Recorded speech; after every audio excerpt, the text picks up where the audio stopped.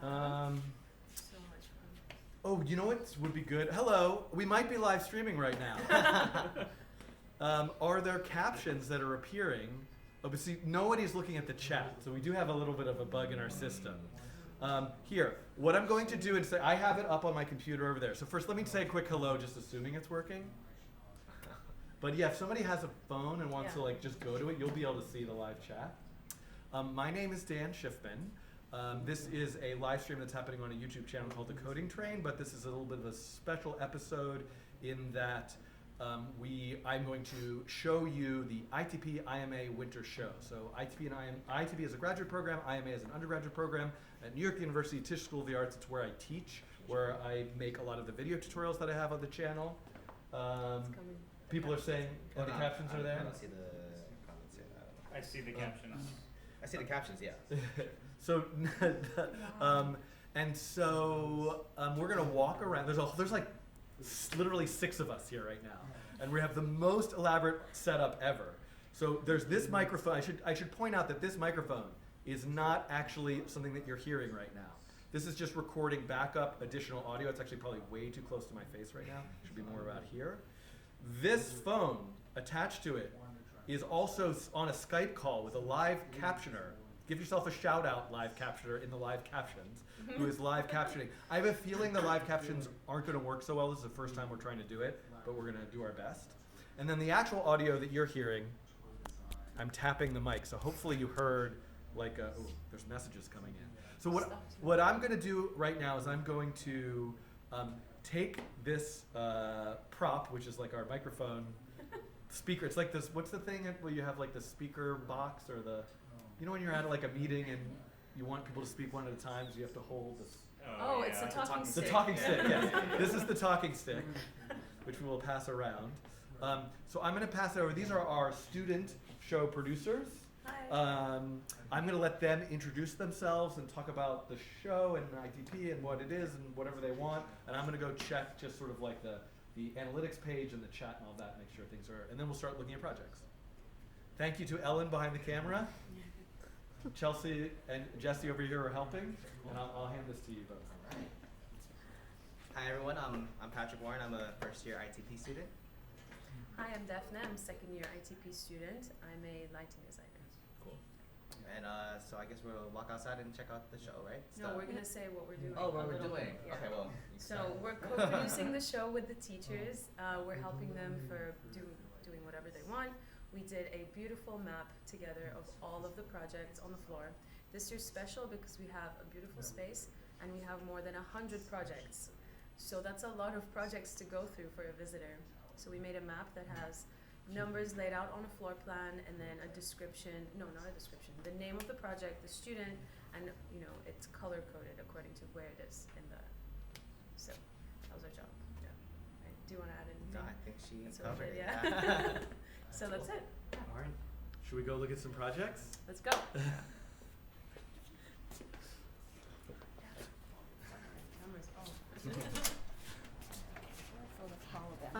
No. Oh, no. It comes with it. Thank you. Okay. I'm like I don't have my phone. I don't have my phone because it's over there. So I guess I'll take this for now, and I'll get us rolling, and then we can kind of like alternate around. Mm-hmm. All right, so we're going to attempt now to look at projects. Students are still setting up their projects, but maybe is the boxing glove in action? Yes, sir. All right, let's go check out the boxing glove. So what we're going to attempt to do is, so Ellen, I think like the closer you get, Okay. the better, just for the audio. And then we're gonna like keep the camera on you and the mic on you just to do like describe the project, and then separately you can demo it. Because as soon as we're trying to like shoot video of demoing it, we'll lose your audio. Sure. Okay. Say your name and your project, and then a few sentences about it. Hi, my name is Atharva Patil. My project over here is Punch Punch Revolution. Basically, what it is a machine learning gesture classifier under the hood.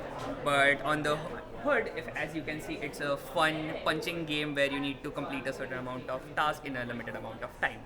The entire technology is happening inside this very small thing over here as a demo.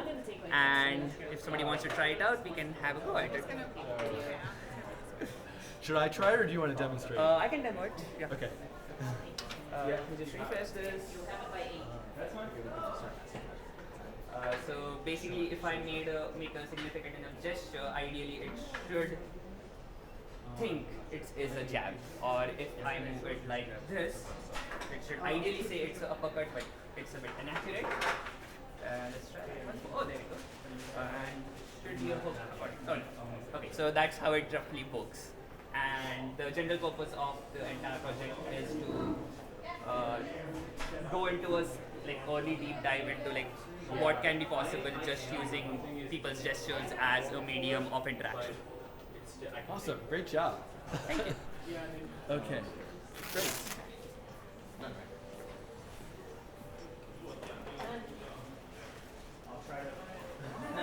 Okay, yeah, I want to do it. All right. So, introduce yourself. Say your names and a few sentences about your project. Hi, my name's Nan. Hi, my name is Yuguang, and this is our project, Generative Photography. So basically, it's an experiment we did, to figure out what's in between analog photography and digital photography.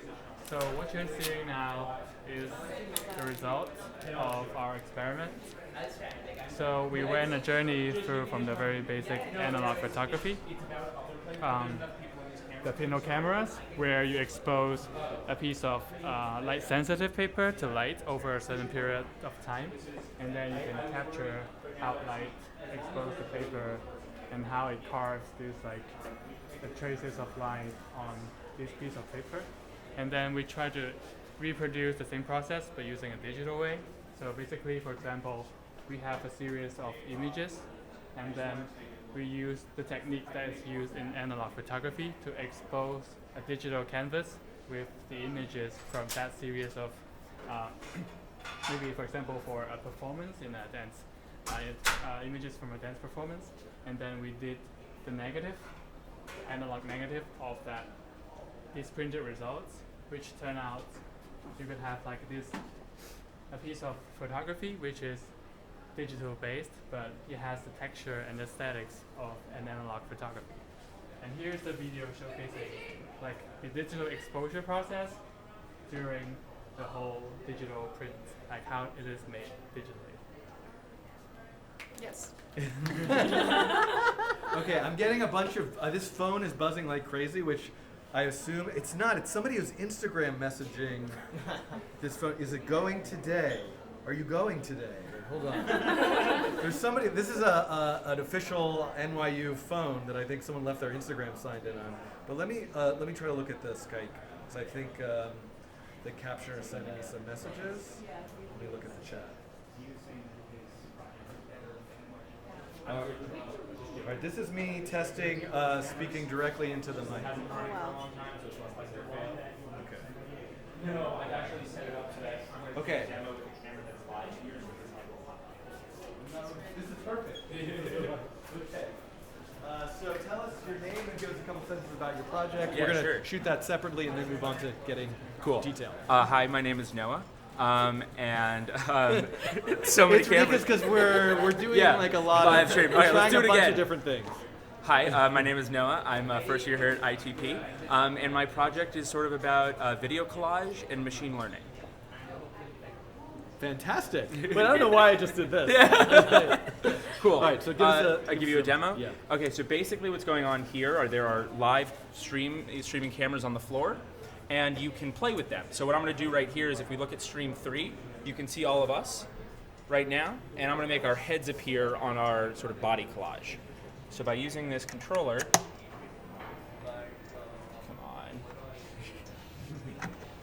Oh, right, it's stream 3. I changed it to stream 1. So there we go. In 1 second, and there we go. So now it's all of our heads as part of this. So I can make our bodies show up too. Stream 3. So in a second, you'll see a big orange blob, hopefully for Schiffman's body.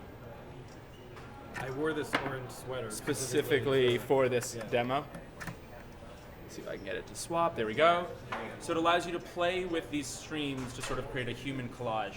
If you know the game Exquisite Corpses, the colloquial version of that is the game that you play with drawing pictures. That was an inspiration for this. Thank you. Thank you. So we check the blue blocks. Are you activated with your blocks? You're having a nice like cup of tea or something? Okay. Coffee, okay. So tell us your name and a few sentences about your project. So my name is Themis, and my project is basically a block puzzle game where you can build the correct sentence. The animation is basically a hint about what is the sentence, and you have to slide the blocks into the box to complete that sentence. And that's it. Can you show us a demo of it? Yeah. So like this, the tomato.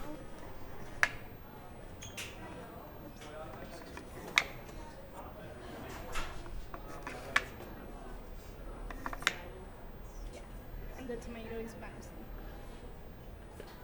And then you pass to the next sentence. You have to use the green blocks in this case. So you can remove this one. This is basically like a learning tool for kids. The Cara ball. No, say that, try again. So yeah. Okay.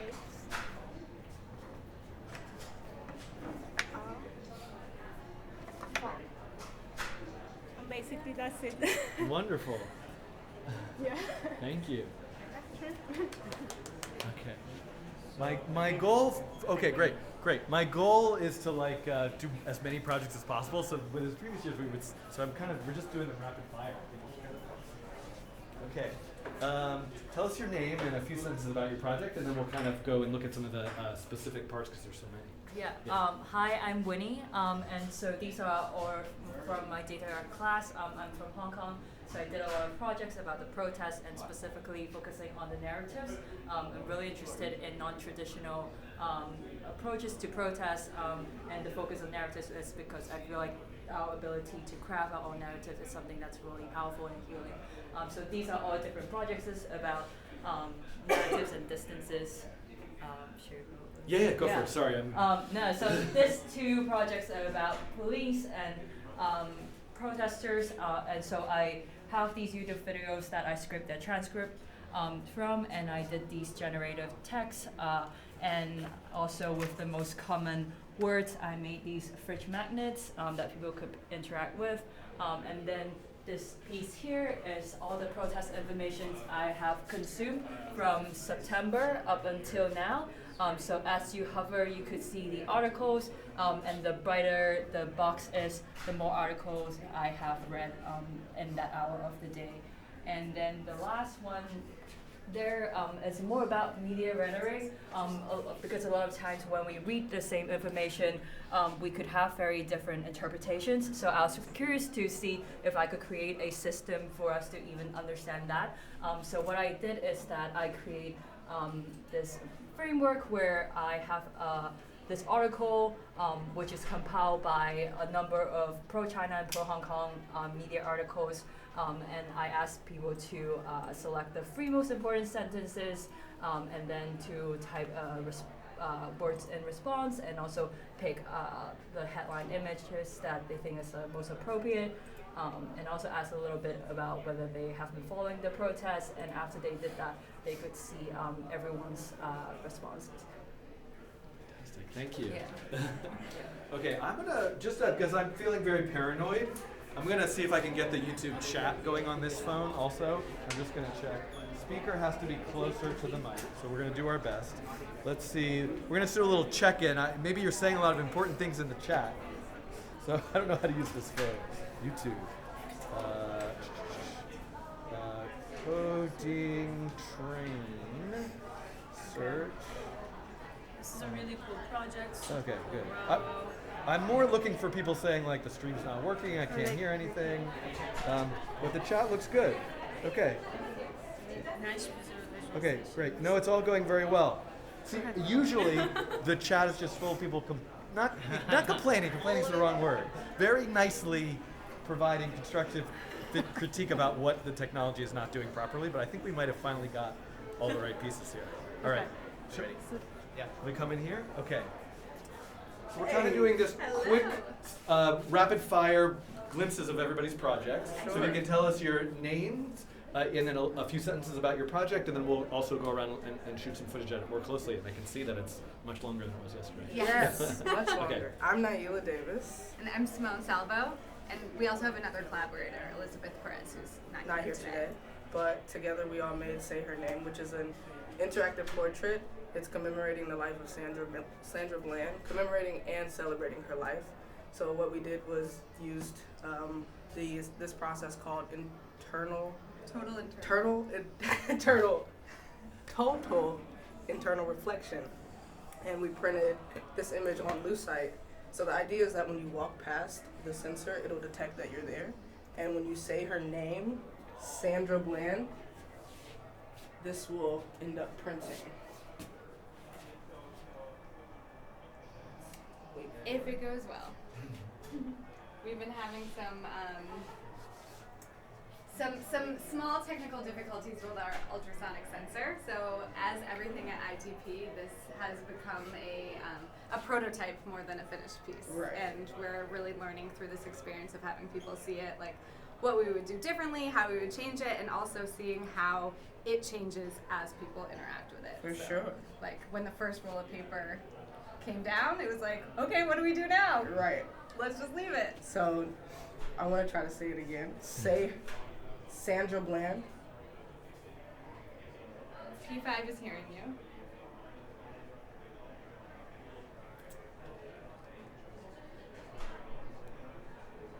Well, I guess you guys come back another time. I know, you're going to have to come back. But It's printed this many times. There is a delay also, so sometimes when you say the name, it'll end up printing. But we've also noticed that this ultrasonic sensor in communication with P5 causes some type of lags that we can't necessarily there we go. detect. But there yeah. And sometimes, you know, the medium of digital media shows through. And we get that. We'll fix it all in post. Excellent. Thank you. Great job. Yeah, Congratulations. Thank you for sharing Thank you. Thanks, guys. Okay.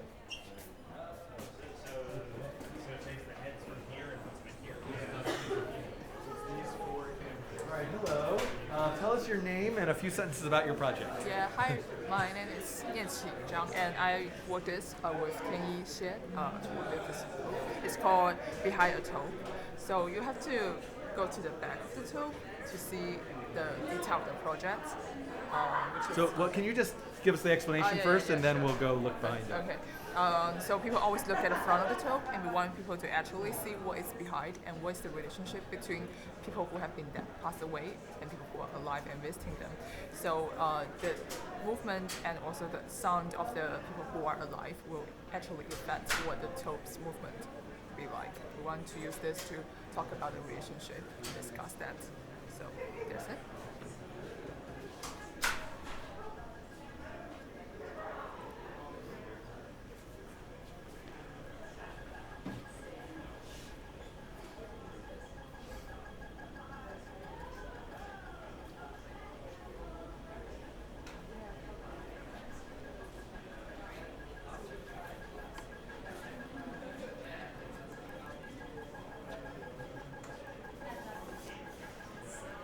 Instagram notifications are making me crazy.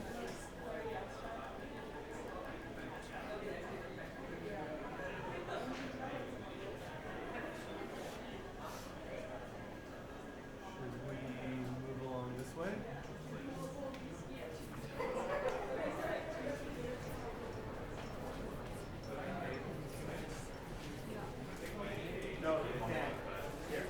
Okay, great. Perfect. Sorry. Hello. Tell us your name and a few sentences about your project. This is a VR project. This will be yes. hard, but you have excellent display of extra information. Fantastic. It's Marcel Oliver Rose Yes. Truxillo is my name, and it's a VR project that's based on compositional experimentation in VR. Unfortunately, I'm not sure quite how to show it. Right. You're welcome to look at it yourself. Yeah, I'll come back. I would love to see it. But yeah, it's kind of a non-narrative art piece. I don't know what to say about it. Thank you.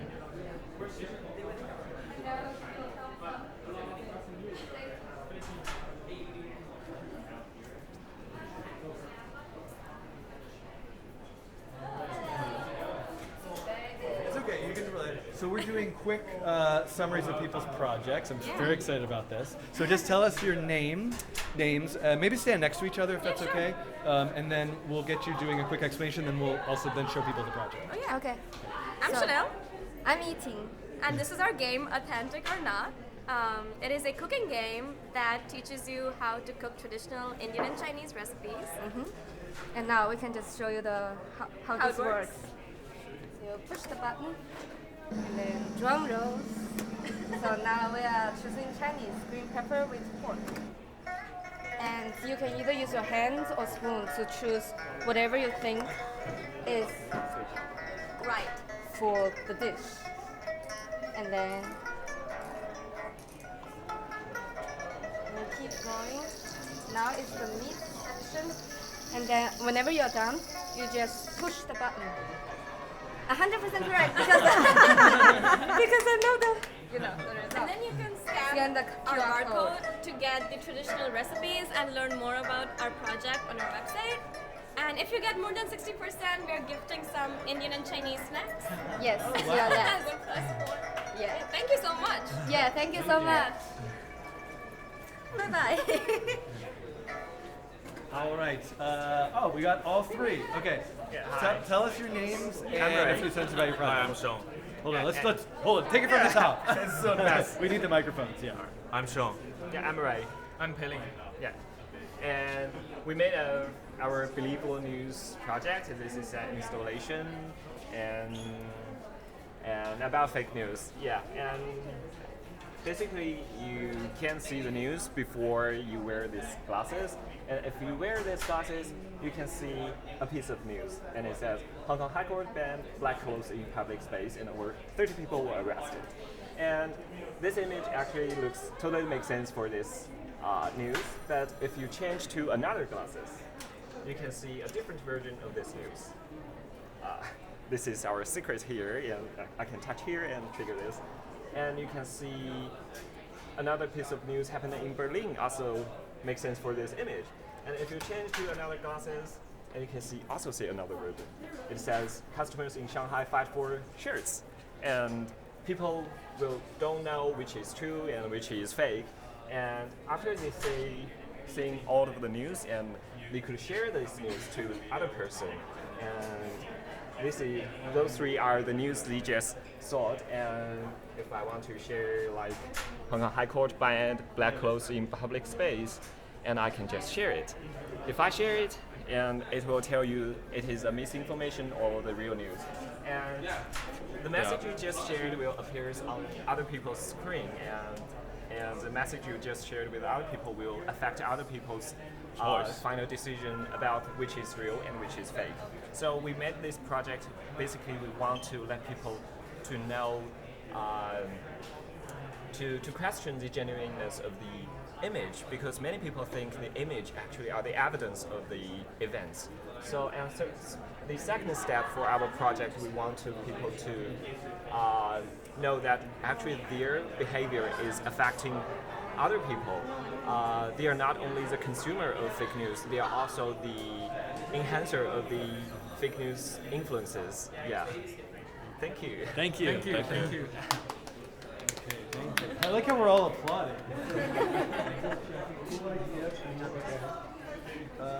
All right, we're just going to keep going through all these projects. All right, tell us your name and a few sentences about your project. My name is Jason, and I'm the creator of this project. It's called OptiMice. OptiMice is a tailor-made mouse designed to fit everybody's hand. So this is the prototype.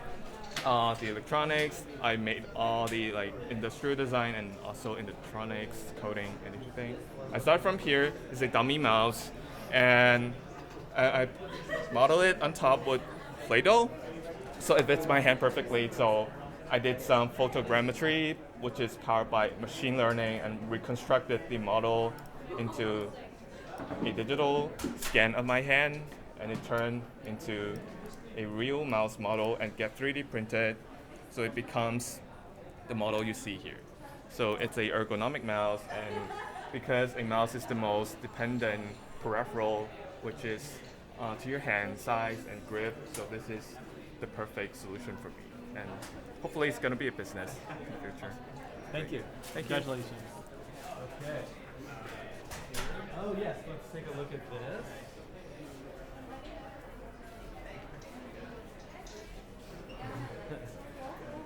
Oh. Can you guys come and talk about your project? Yeah. Okay, come, let's get you giving a quick explanation, and then we can try to demo it and get some footage of it. All right. So Say your name first too. You go first. My name is Qian. My name is Cezar Mocan, and our project is called The Joys of Being a Screensaver, and it's an interactive video installation with 4 channels of video and 1 rotary phone. The concept is that a human is stuck as your screensaver, and you can interact with her by calling her on the rotary phone and by her calling you on the phone. And it's just a back and forth between the real world and the digital world, between you making the character move on the 4 screens around you and her making you turn around. Yeah. Fantastic. All right, should we try it? We got somebody trying it already, so.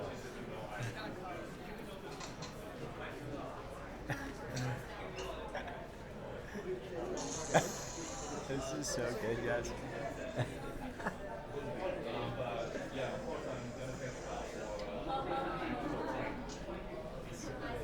All right. Dude, good job. Good job. We got somebody. Definitely, you want to dial? VR tester? Right. Dial something? So what do I do? I'm waiting? Okay. I'm waiting, right? Yeah. So she's behind you right now, Okay. and she's gonna pull you and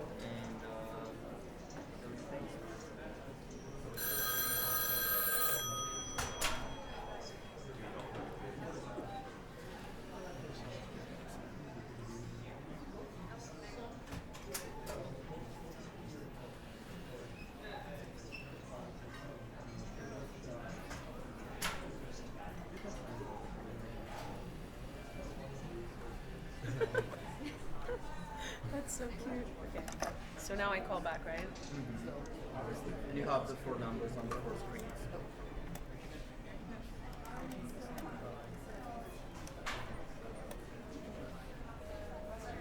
Sorry. What number am I dialing? You can dial 257. Oh, okay, I didn't see that. Feel free to call any of the Twitter on.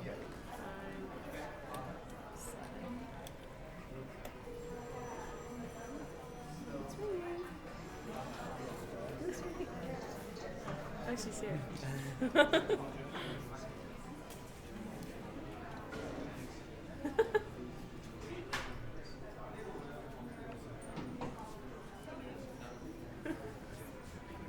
Oh, it's oh, say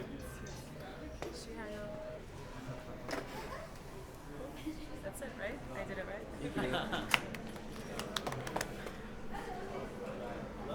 All right, we're coming over here. Tell us your name and a few sentences about your project. My name is Hike. My name is Tanik. Our project called Artifice is about we can try to testing that human can live with a robot in the future and robot can replace human or not. So our concept is the test that you have to identify who is a human and who is a robot. It's like a Turing test but in a VR environment. So we try to embrace a human connection between 2 people in VR. So we'd like to demo you. We need 1 person who is going to be the actor and 1 person who's going to be the judge. I guess then Shipman. will be the actor. Okay. And we need one more. We need judge. 1 more to be a judge. So your mission is try to help him identify that you are human. Okay. But among the experience, there's a lot of robots that Okay. look like you Okay. and try to pretend to be you. Okay. So you have to give them a clue that hey, this is me. Okay. And I'm the human. I'm human. I'm you are, human. You are a robot. Oh, I'm a robot. You are a robot. But I need to convince them that I'm human. Yes, that's right. That's right. So Okay.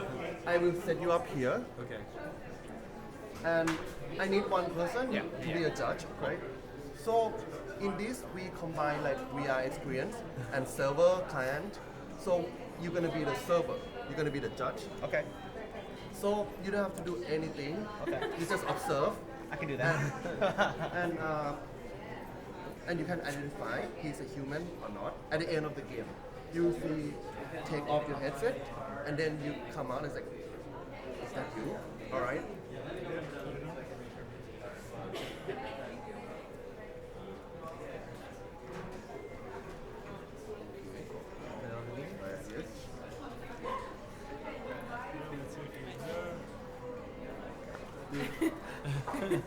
You see anything? I see it, yeah. This is the point of view that you will see from this game.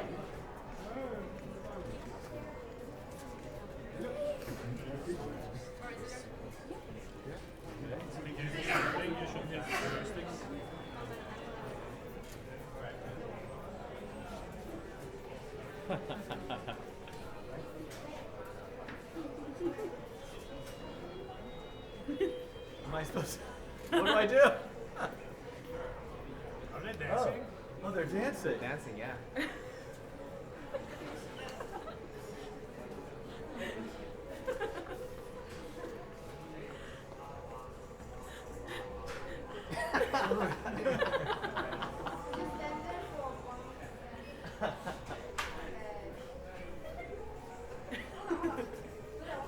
Yeah, I was trying to figure out which one. Take off the headset. Okay. So, do you know which one is a human? I was thinking the one on the right, but I don't know. I can't tell for So sure. you think the one on the right? Yeah. I thought I was in the middle. So you wrong. Yeah. You get tricked by the machine. I couldn't tell, yeah. That was good. Like the movements all looked real, yeah. So how do you feel that you get tricked by the machine? Machines are too smart, man.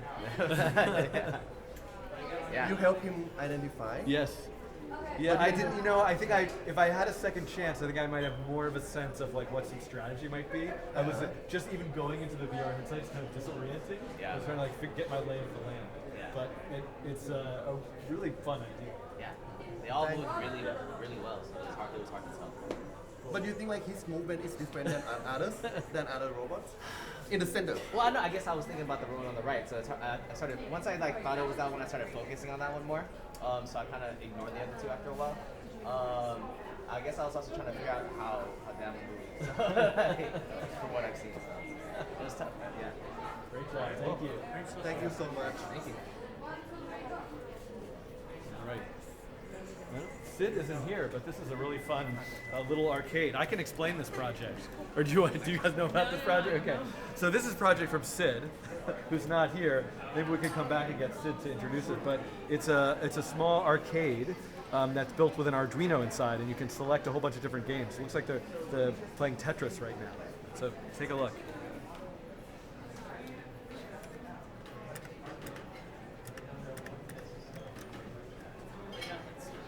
It's really cute.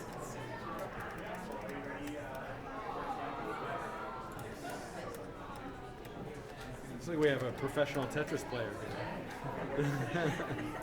Okay, let's. Should we go around here? There. All right. Hello. Can you give us a couple sentences about? Tell us your name and a couple sentences about your project. Hi, I'm Bora. So this is Variations on Computational Association. I'm feeding in my artwork, and the neural network is trying to guess what it's seeing and then recreate what it's seeing. But the premise is it has to create something, so it has to take liberties in combining stuff that it hasn't seen combined before. So it's sort of inadvertently creating some abstract art in response to my art, which is similar to what we do, how we react to abstract art, I think. Yeah. Wonderful. Thank you.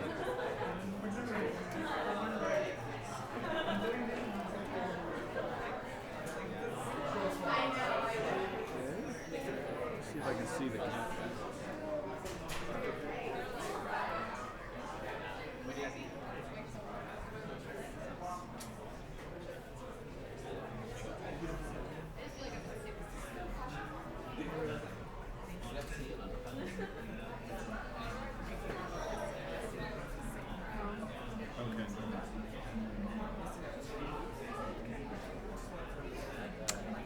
You using runway? Yes. Len, this probably is quite involved, yes, but can you give us a quick summary of the game, of the project, and then we'll like shoot some footage of it? I don't know that we'll have time to play it. But. Pretty much it's just an old-fashioned board game. I'm trying to solve the problem of our major games that have to deal with strategy and family being together, namely Monopoly, Risk, and Murder, not having to deal with war, murder, or bankruptcy. So my game is called Jackrabbits, and you play with regular poker cards. And basically what you're trying to do is that you're these rabbits that live in this kingdom and are trying to find a king, a queen, and a jack to officiate the wedding in the castle. It comes with tiles, so every time you play, you create a different kingdom, a different board. And in the game, what you do is you navigate through it, trying to find the royal cards. So in that sense, it's like you're collecting properties like you would do in Monopoly, but instead of like trying to get your opponent to go bankrupt, you're just trying to arrange this wedding before they do. Did you make all of these pieces? I made everything and designed everything. It's made out of MDF and it's laser cut, and this is just like a sticker photo printed with a inkjet printer. And I built the digital version of the board on P5, which you can actually put together and rotate and stuff. I'll show you. Let me restart it.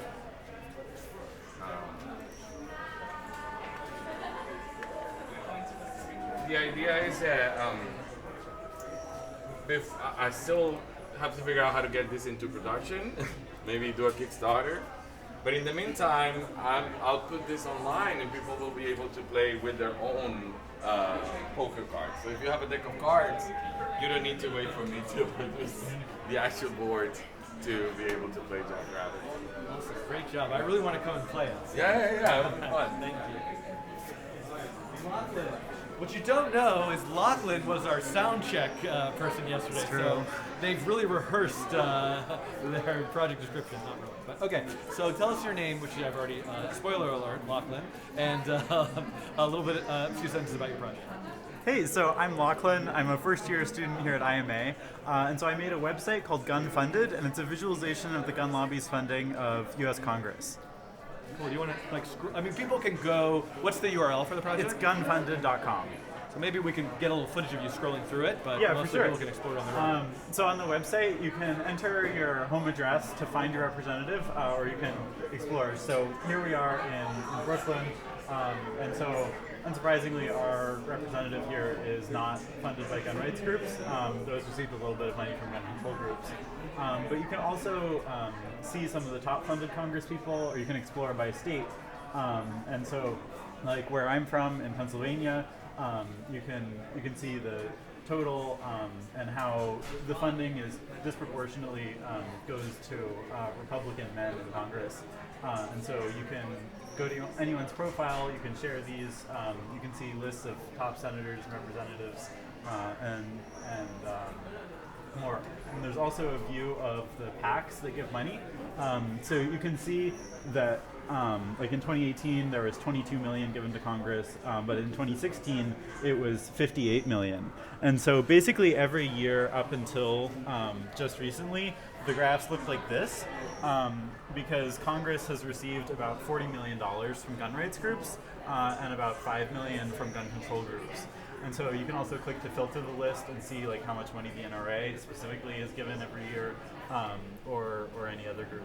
So that's Gunfunded, and it's gunfunded.com. Thank you. Thanks. Hello. Will you tell us your name and a few sentences about your project? Yes, my name is Veronica Alfaro. This is a breathing exercise. So the way that it works is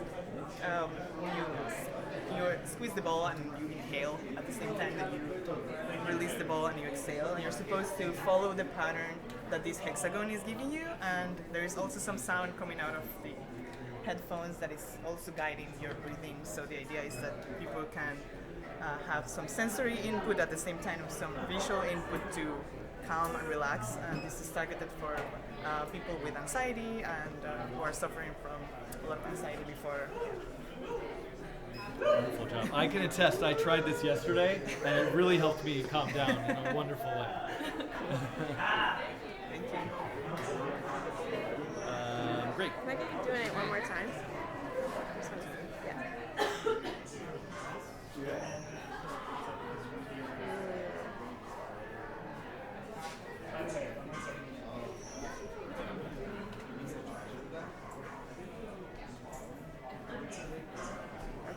Thank you. Yeah. Okay. Oh, hello. We're back. Let's go scream into this. Oh wait, we've got a bunch of things here. We'll come here first. Okay. All right. Who's is this? Just you, Emily? Yes. Yeah, okay. just me. Yeah. So tell us your name, which I just said, and a few sentences about your project. Okay, hi, my name is Emily. My project is called Racing Thoughts, and it's a self-reflective experience. It's really simple. You're just asked to write 2 sentences about yourself. Yeah, Who wants to try it? it's a little bit personal. Definitely's gonna try it. It's yeah. a little bit personal. Okay, I'll just. Okay, we can blur out anything you write that's very. Is it gonna ask me for my address? There's only like, hundreds of thousands of people watching this right now. No, I think it's about 162. It's not anonymous. Type a negative sentence. Oh. I could take over if you want. I've got lots of negative things to say. Oh God. Really? about myself. Okay, we can just say OCD. Type a positive sentence. I'm funny. Please take your seat. The key to happiness is in accepting your thoughts, all of them, even the bad ones. Accept your thoughts, don't become them. Understand, for instance, that having a sad thought, even having a continuous succession of sad thoughts is not, this is so nice. Okay. So it says, it took you 12.7 seconds to say something negative, 4.5 seconds to say something positive. Racing Thoughts by Emily Zhao. Thank you, Emily. Yeah, of course. This is really nice. Wonderful, great job. Thank you. I had the pressure of camera as well. Yeah, you did really well.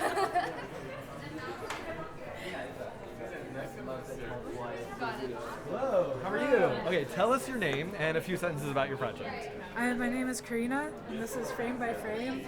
I'm trying to get people to collaboratively tell a story through GIFs. And so each person is contributing 1 frame to the story. All right, should we try to add one? So this is the word, and you'll have 2 frames with which to represent it. Okay. There was a little boy trying this yesterday. He did really well. So I have 2 frames. Yeah, and there'll be a countdown.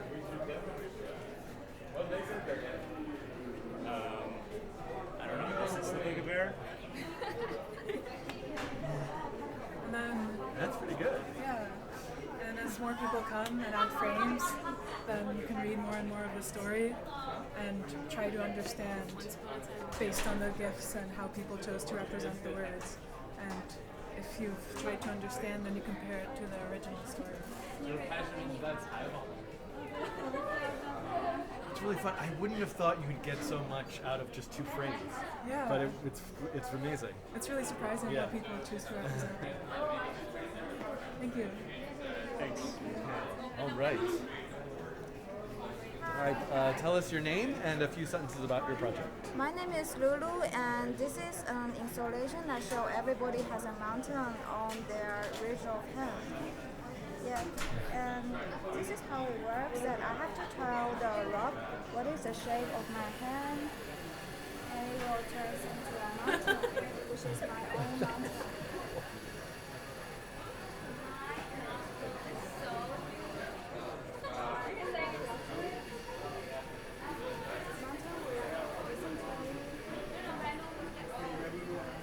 And I want everybody to have a nature connection when they see the ridge of their hand. Yeah. I walked by this project so many times and so I didn't understand what it was doing. I'm amazed. Yeah, maybe it is Yeah. a little bit hard to understand the Yeah, no, it's not not when you take a moment to pause and experience it. I think it really makes a lot of sense. That's it. Wonderful job, thank you. Okay. Let's come over here. Hello. Can you tell us your name and a few sentences about your project? Okay. Hi, I'm Name. My project is voice mirror. So it's the voice reactive mirror. So when you speak in the microphone and gonna reacting like with the mirror. Yeah, you can try. Okay. Should we try? Yeah, Okay. sure.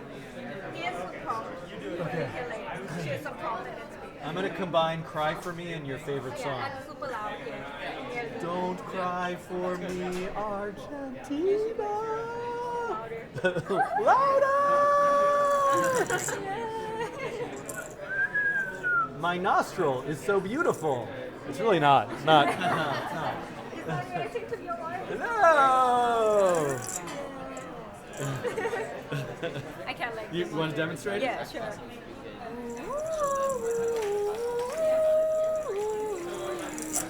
Whoa! Hello! Mirror! Don't embarrass me. Whoa! That's super fun. Thank you. Okay. Aha. Yes. Remember, I played this earlier. We need 4 players. All right. So, all right. So I think we're let's have you explain the project, and we'll play through some of it. We're trying to get through as many things. So I don't know if we can go through the full experience, but let's see how it goes. Okay. So tell us your names. Why don't you all come stand together? Okay. And describe it first. Then we'll try playing. My name's Nick Grant. You don't have to speak right into it. It'll take a while. I'm Tito. Welcome to Death is Imminent, but let's have fun. In this 4-player game, users must communicate with each other in order to fix a defective spacecraft. All right. So who wants to play? We need 4 players. Okay, we got people playing. All right. All right. This is going to be very hard to caption. So for those of you reading the caption, I apologize. I'm going to put this. This is for, and this is the mic for the captioner. I'm just going to put that in the center, and then we'll just go.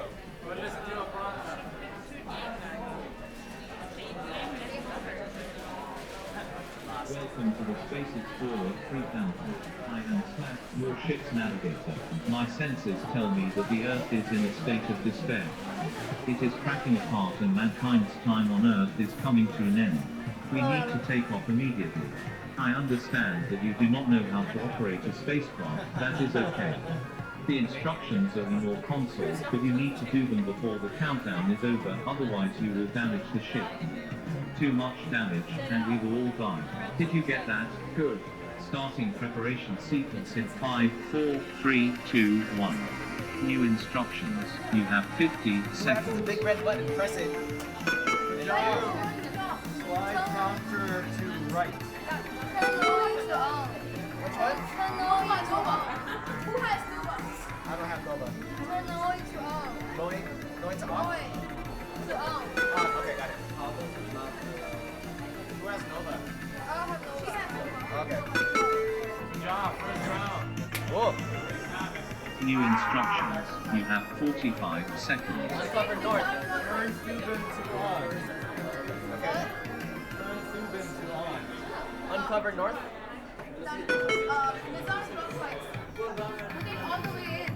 Cezar clockwise, got you. Subin to on. I think that's over here.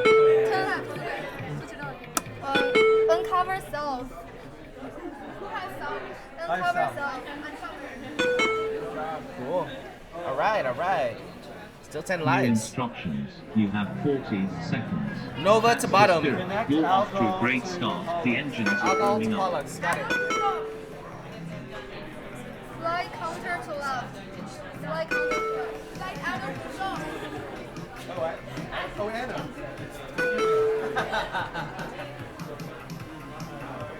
New instructions.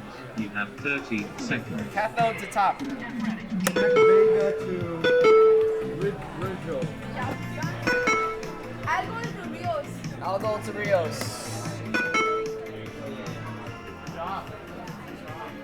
New instructions. You have 27 seconds. The motors are turning faster. Up to on. Turn Tuban to off. On. Yep, up on.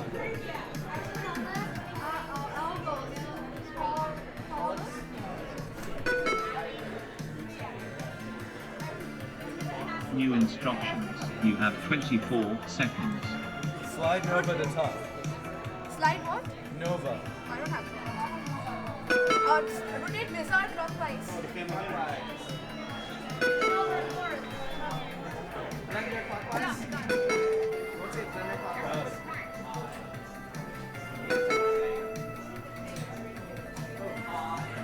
New instructions. You have 21 seconds. You are all halfway to leaving the planet. The spaceship is beginning to look like its former glory. Got it. Fly nano to right.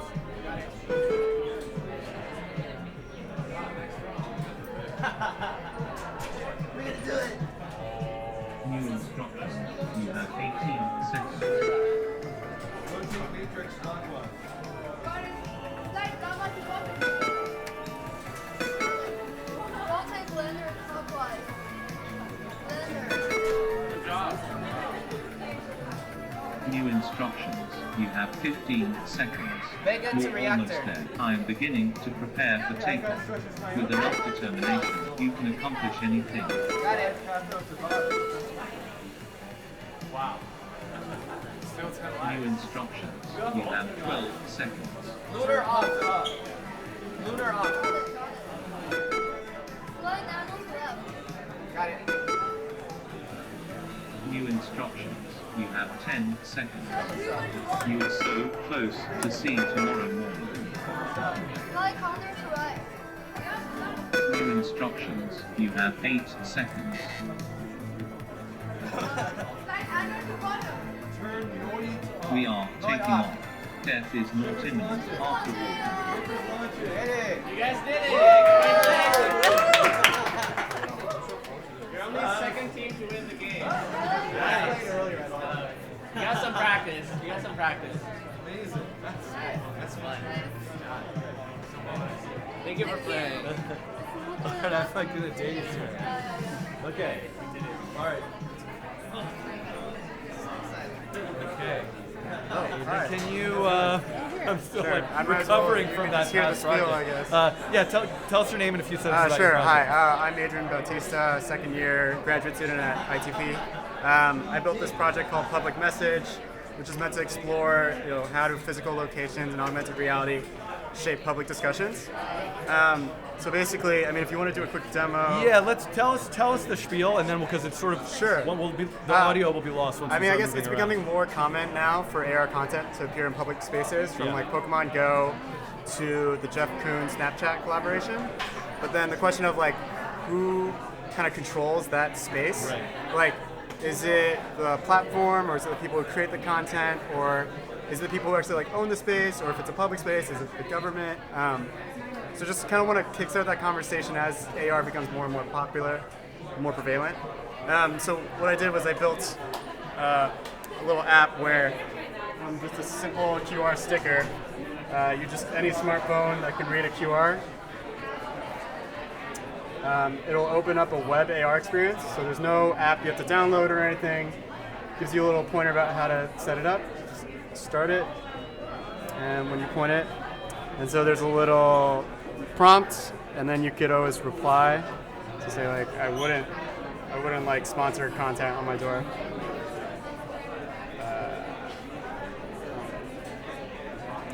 Post that. And now we go back.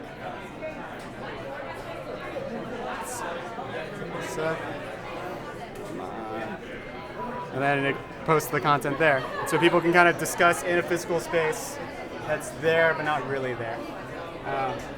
So yeah. Fantastic. Great job. Yeah, thank you. Oh!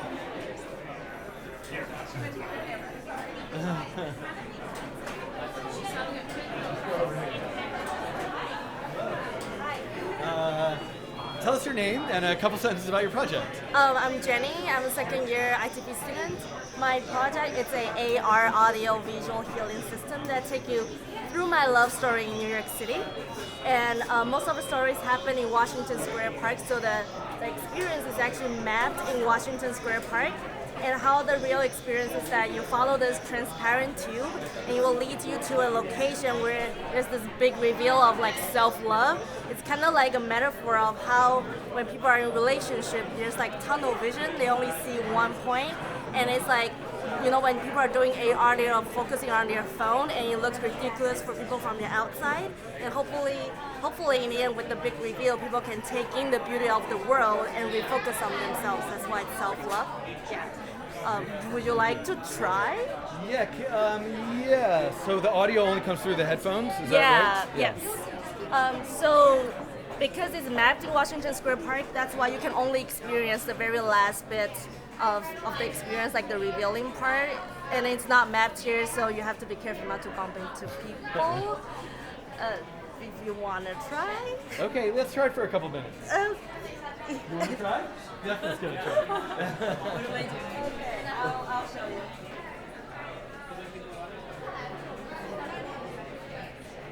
So you see the transparent tube? Yeah. And how you play the audio is by putting a tube in the middle of the screen to make it solid. That's the only time when the audio will play. And then this is the revealing part already, so you can just walk closer to it. And if you follow the tube to the other side, it's just going to be where you were supposed to come from. Okay. Yeah. So I should go back and then come into it? No, you can just walk closer, yeah. But yeah, you can see where the tube is from. It's really low.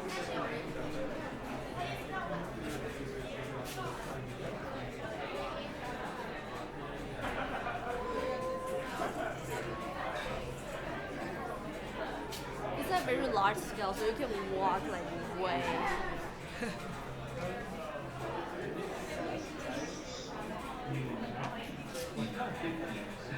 Is it a circle? It was supposed to be in the park, so it would be a walk, but it's just not mapped.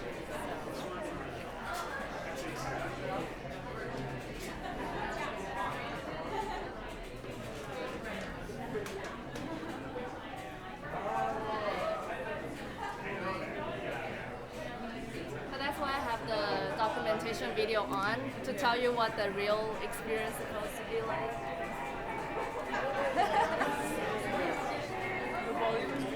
I know it's loud here. Okay. Thank you. Let's come over here. Tell us your names and a couple sentences about your project. I'm Maya. And I'm Kara. And our project is a data visualization that uses augmented reality to look at housing unaffordability in the Lower East Side in Manhattan. So, Maya, do you want to show you how it works? Please. Demo it for you? Great. So, basically, if you pick up this iPad and you look at the map of the Lower East Side, it's going to show you 100 people. Then if you click on this little icon in the corner, it will bring up some facts. So first it's going to show you the median rent of a two-bedroom apartment in the Lower East Side. Then it's going to show you what the median household income is in that same area, and there's a pretty stark contrast of those two numbers. And then it shows you how that actually affects people's ability to live in that area. So it talks about this thing called the 40 times rule, and the 40 times rule states that you must make 40 times a monthly rent in income per year in order to be allowed to rent. So this is something that happens when you're applying for a new place.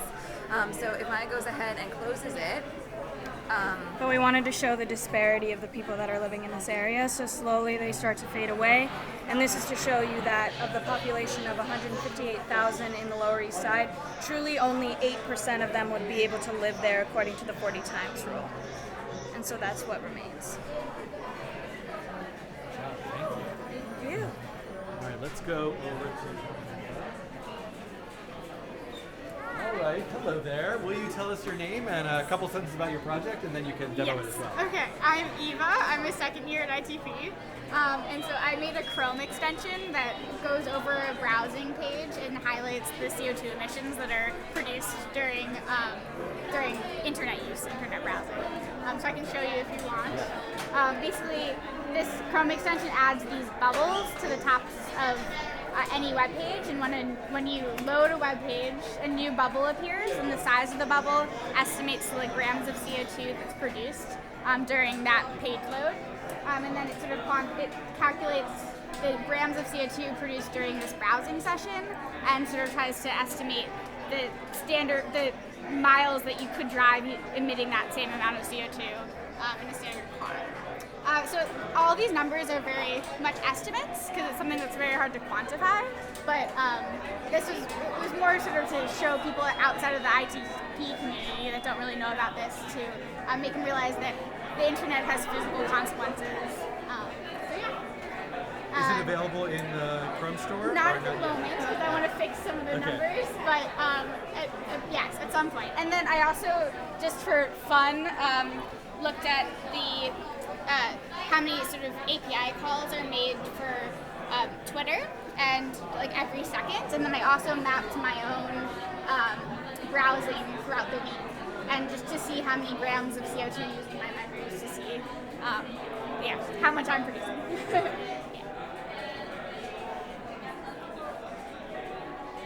How you doing there, Ellen? Does your arm need a break? Maybe. Yeah, because we can do some switching. We can switcheroo.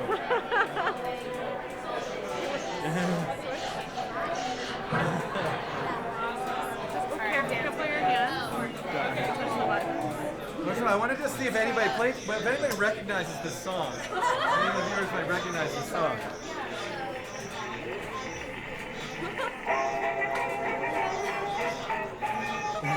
I don't know if this made it in on purpose or by accident. I'm still not sure. Is it a coincidence or? It's the first song I think of that I can download the fastest.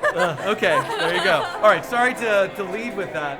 Maybe all of you who worked on this, could you gather in one spot?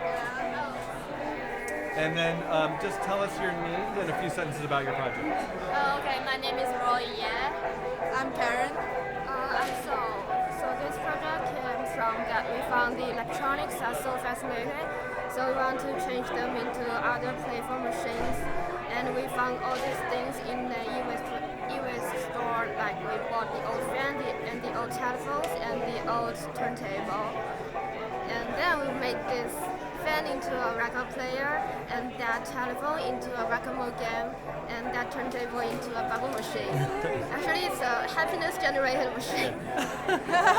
Great. Shall we try each of them one at a time? Yeah, sure. Yeah.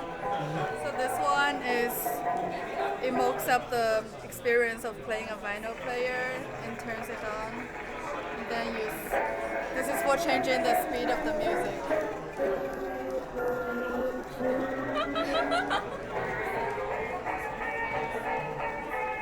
The fattest.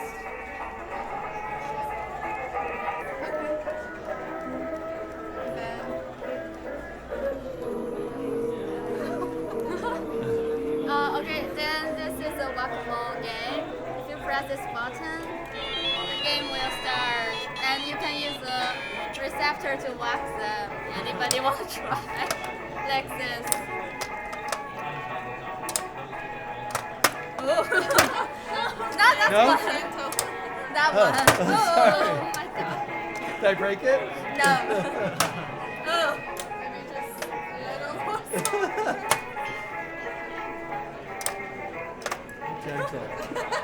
Gentle whacking.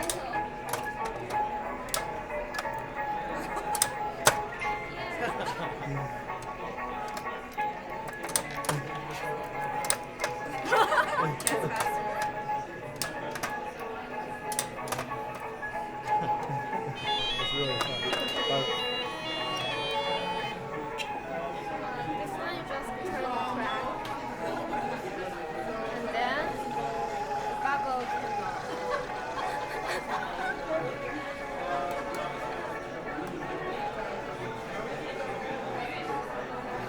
Oh, you are shooting the secret from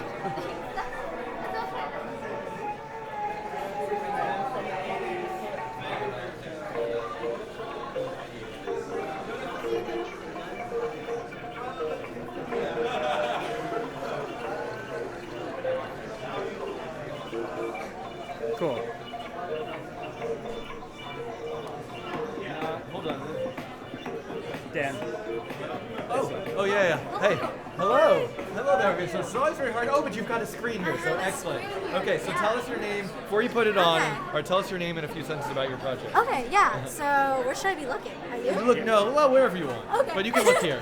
I'm Andrea, and so my project's a VR project, and it uses VR to tell a poetic experience about kind of exploring flashbacks and what it means to have control over our own experiences and memory. Yeah. Wonderful. So does anyone want to try it on? Want to try? Yeah, of course. Have you done VR? I have, yeah. Okay, awesome. So you can adjust the headset, and the interaction's super easy. You can just press.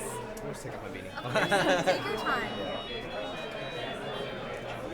Let me know if you need any help with adjusting. I think I'm good.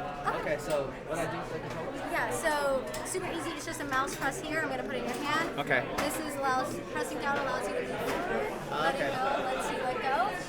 In the beginning of the experience, you're going to want to go towards the end and you'll take a left. But as you go on, maybe you're not going to want to move. And so it's kind of up to you to decide.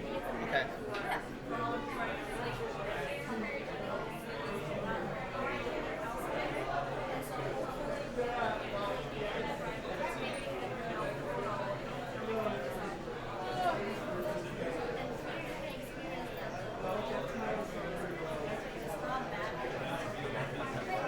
It's weird that you guys can see what I'm looking at right now.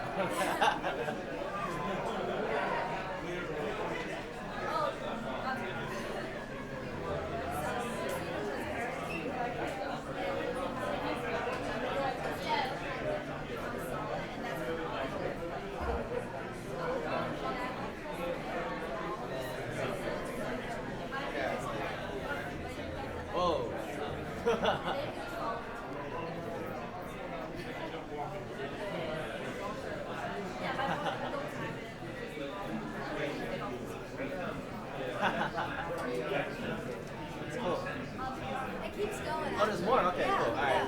So, I can maybe speak to it as if he's playing it. Sure. About the pieces. Yeah, please. Yeah. So that man that you see is supposed to represent trauma. So the first time you go through this experience, it's like going and walking around and you may experience something horrific happen. And now this part is supposed to represent how memory will kind of try to understand that. So the memory, if you've ever unfortunately experienced something like bad happen, you might replay that memory in your head over and over again. And if he ever chooses to stop, he can stop time and stop everyone from moving, but he can never prevent what's going to happen. And so he is like looping this memory. And I just thought VR was a really cool way to describe such a specific experience with our minds and allow people to become immersed and also think a lot about that experience in a different way. Yeah. Wonderful. Thank you. Yeah, thanks Great for job. seeing it. So I'm just trying to... You can keep going. Jaycook is not quite ready yet. Okay. So maybe here. Ready? Yeah, sure.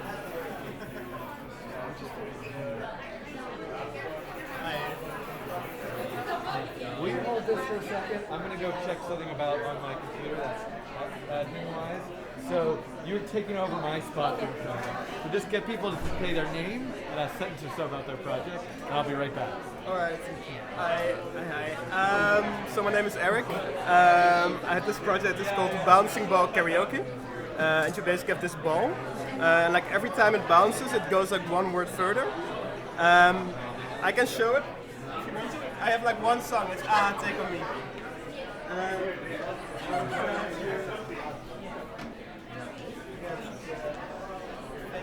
So basically if you throw it like this, it goes and you have to hit the lyrics. And that's a pretty long intro, it's 30 seconds. So here, I have to wait for that.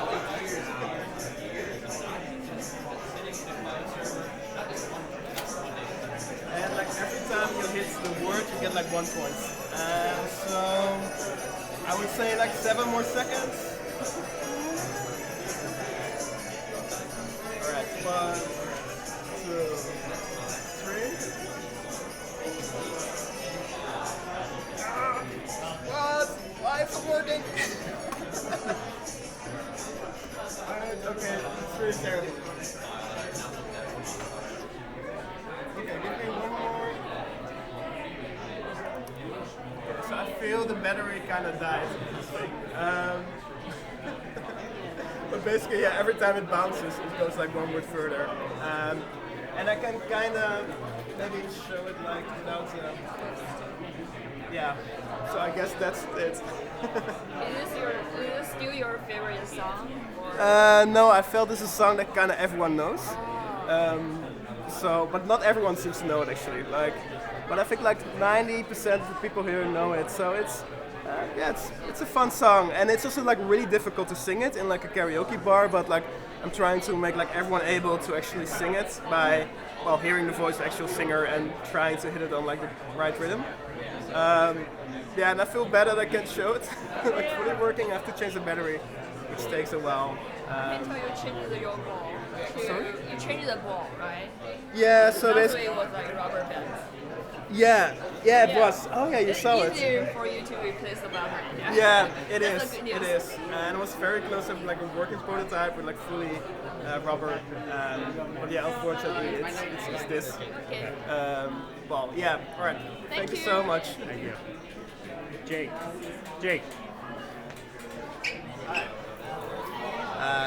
Hi, so can you tell us your name and a little bit about your project? Sure, I'm Jake Sherwood. My project is called Climatescape. It's a kinetic art installation to raise awareness for climate change and the human effect on the climate. It's representing 4 future potential climate change scenarios going from best case to worst case. So as you progress through the installation, it gets more and more chaotic. Cool. So do you want to demonstrate it? This is best case, kind of producing a more tranquil, softer sound, and then as you get through it, it gets more chaotic and becomes scary at the end.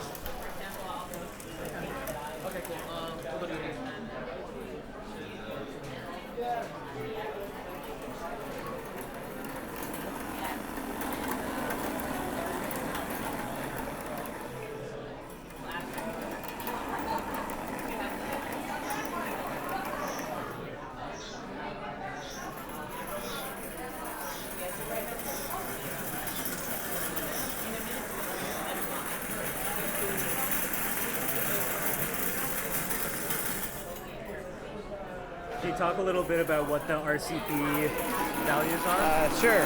So the RCP stands for Representative Concentration Pathways. It's actually a data modeling set that the Intergovernmental Panel on Climate Change adopted for scientists around the world to be able to have a baseline for modeling specific climate change data points. But it has these 4 various scenarios which allowed me to kind of paint a picture of best case to worst case for what will happen in the climate if we do everything to kind of correct the problems that we have, or if we do nothing and we're all kind of screwed. Cool. All right, thanks very much. Thank you.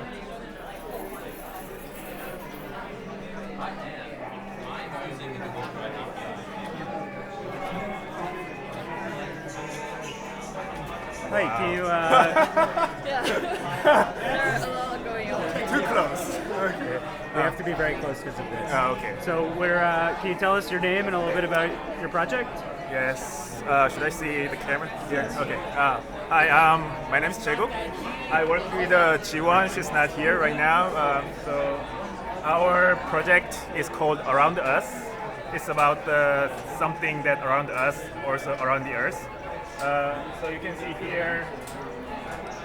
So when you wake up, you always check the weather, or when you want to go new place, but you don't know where it is, you have to use the map, like a Google Maps or Apple Maps. But all those technologies are based on the satellites, but we never think about that. So we want to make some awareness through this project. So they're there. So we use open source data called the Union of Concerned Scientists. Based on these data, we made 3 visualization. So first one is the timeline, shows from 1974 to 2019 how many satellite launched.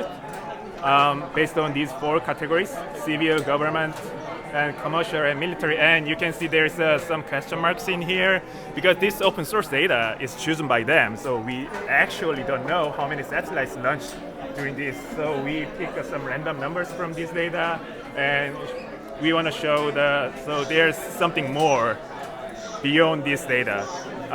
And also based on this data, there's a called world map visualization.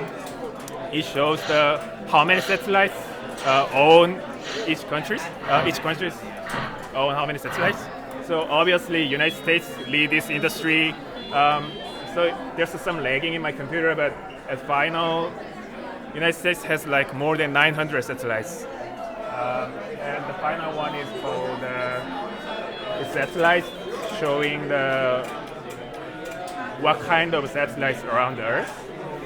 So when you hover the mouse to the satellites, you can see the detail of satellites, images, and the lifespan of operator who own these satellites. And also we printed out this as some kind of trading card, like NBA or MLB.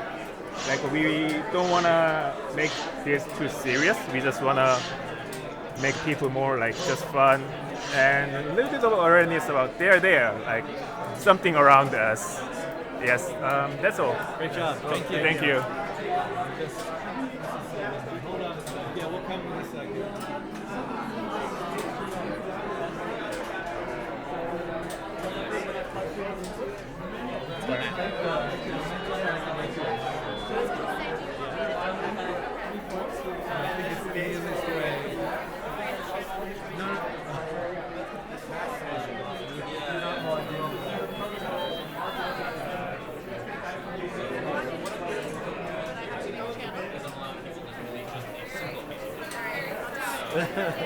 Okay. Hello. Tell us your name and a few sentences about your project. Hello, my name is Matt Ross. I'm a second year at ITP, and I'm here to talk to you about your relationship with your data. Daniel, do you think you have a problem with data hoarding? Yes. Do you just every day wake up and generate Google Documents, spreadsheets, PDFs, and even PowerPoints that are just living and sitting in your cloud services? Yes. So what I have here today is a simple outlet. But it's not just a simple outlet. This outlet is connected directly to the servers at Google. And what it does is it looks for any documents that you haven't even looked at in over 2 years. So let's say you gave a presentation just 2.5 years ago. Is that really something that you need in your life? Is this something that's really sparking joy?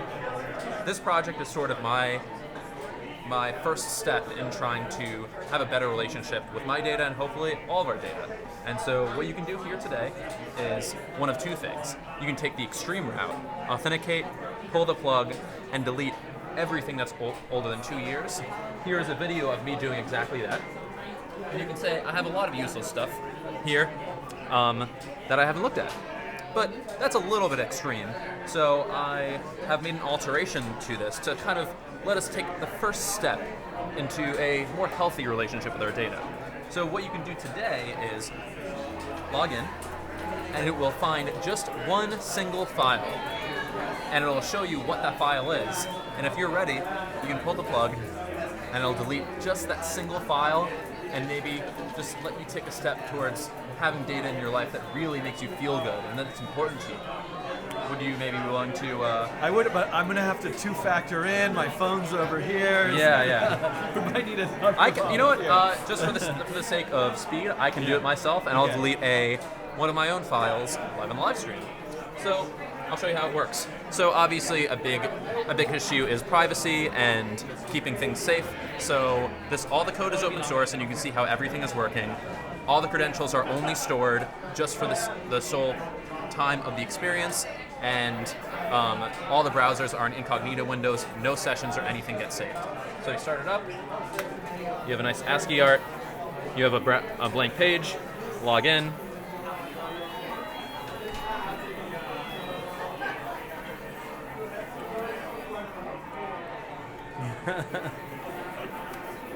Oh, there we go.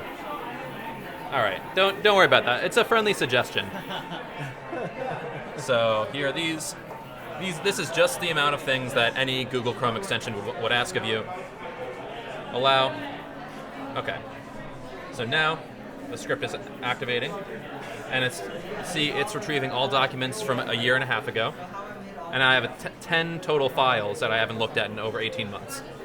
And this is a file called Life Retro, which I think has some life goals from a few years ago. You know what? I'm here at ITP. Things are going well. Let me get rid of this. So here's this plug, and when I pull this, I'll have 6 seconds to change my mind. But see, it's going gold. You could still change your mind. Thing deletion of one file, and that's the whole process. Yeah. This is giving me a lot of anxiety. Yeah, I yeah. feel like I need to fully dive into this at some point. Totally. And we should definitely talk. But we have another. I have another project here that I've worked on with the lovely Diana Alkas, which is a lot less invasive. Oh, what a nice segue! Yes. Oh, let's come over here. Welcome to our partnership with URL So Data. you've introduced yourself, and now you introduce yourself. Yeah, of course. And tell us a few words about your project. Sure. I'm Dana. I'm a second year here in ITP, and I've worked together with Matt. We developed a new team called URL Data, where obviously you can see healthy data starts here. And we really wanted to raise awareness of browser hygiene and the fact that we are constantly keeping our bodies clean, and whenever we leave a public space, we hand sanitize our hands, but our phone is no less public than the train, and our browser is no less public than the train or any place that we're visiting. So we want to show you something that we've developed in the past few weeks. I'm going to take my phone here, and I'm going to scan this QR code. It's going to send me to a Safari webpage. Nothing too fancy about it, it's just a P5 sketch asking me, insert your phone into the container now. I'm going to turn on our machine and put this lovely little phone in here. Now, all our goal today is basically to delete or clear your browsing history. So I'm gonna come here to this Perez, lovely Perez, and I'm gonna use it. And if you would take a look here, my browsing history has been cleared. And that's it. We really encourage you all to think about doing that every time that you use a hand sanitizer. Matt, do you want to add something about this? Yeah, again, this is just the first step to having a cleaner, more healthy lifestyle. Yes. And just like healthy hands start here with Purell, healthy data starts here with our machine. Thank you. I feel like this needs to permanently live Right. on the floor next to the actual Purell. We also think we're going to talk with the... Okay, so we need an advocate for that. Sign me up. I'll sign the petition. Sure. Amazing.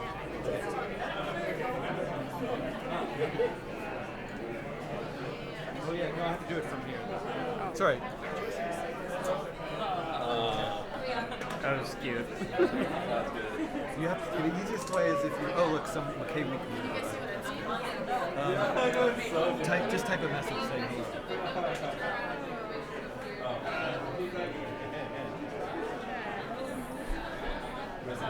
Down there? That's Now, add good to go around. Yeah, he's ready. Yep. There you go.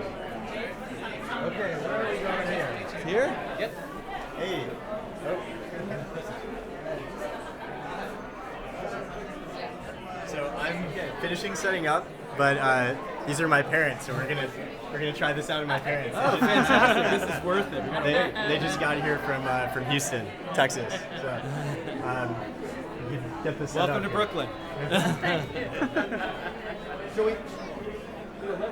Should we pop back and forth, or do you? Sure. Okay. Yeah, I'll let you know when I'm. Okay, great. Let's. VR is always hard to do. We can. Well, there's a screen. Oh, there's a screen. Yeah. Okay, why don't we get a quick explanation while somebody is trying? Is that okay? Can you tell us your name and a couple sentences about your project? I'm Lillian. I'm Abby. And we did a VR experience that kind of explores Yayoi Kusama's work. And she has a lot of installations that are based off of Infinity, so we wanted to kind of play with that concept in virtual reality, which is a truly infinite space. So we made a few different rooms that you can just explore endlessly, and you can just get out whenever you want. Thank you for sharing. You can keep going. There's another All right, can you tell us your name and a few sentences about your project? Hi, my name is Yuguang, and I'm from Stanford, and this is my project.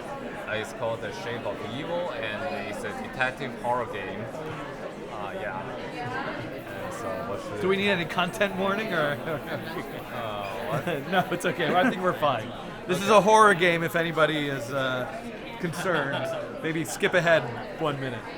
You mean I should Can you play some of it for us? Okay. Okay. Like you can see, I'm controlling an agent now. Yeah, and I'm investigate the accident here.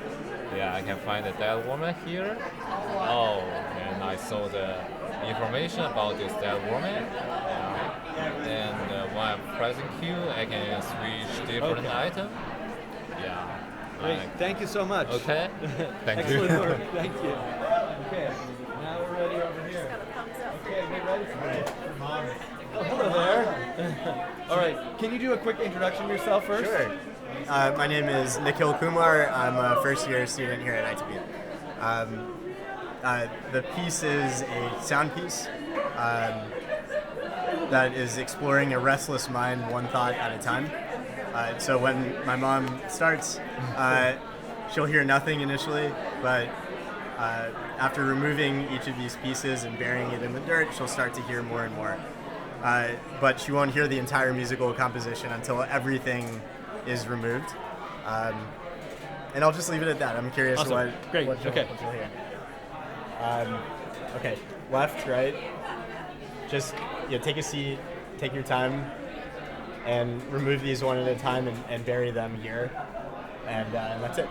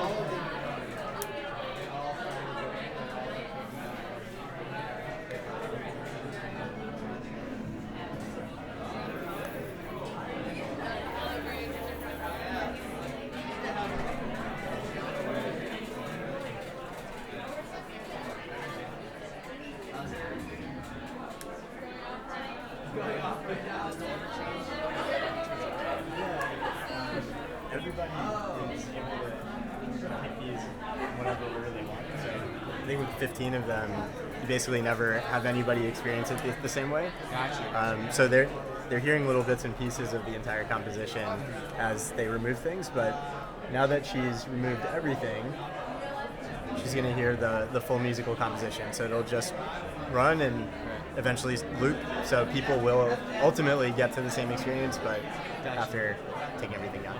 Thank you. Thanks. Cool, thanks. Right here. All right. Tell us your name and a couple sentences about your project. Oh, hi, I'm Rebecca, and this is our computer media final. So this is kind of like a collective data visualization that visualizes your heartbeat as clocks. The metaphor behind is that your clock is ticking, so it's just like your life, and it's like continuously looping, and just it clocks and fade away. So we want to just use your process, like your heartbeat, to create a unique clock for you. So let me show you if you would experience that. So gently put your fingertip on it, so it will detect your heartbeat. Wait a second. Pause it. Sometimes and sometimes will insanely up to 200.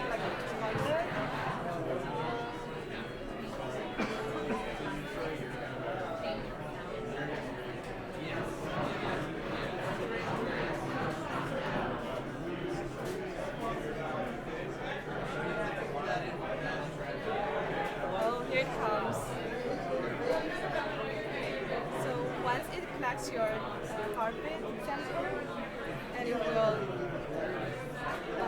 jump to the clock sound. So here you can see your unique clock. So there will be a unique clocking ticking sound for you. And then you put your name here, like my name is Rebecca.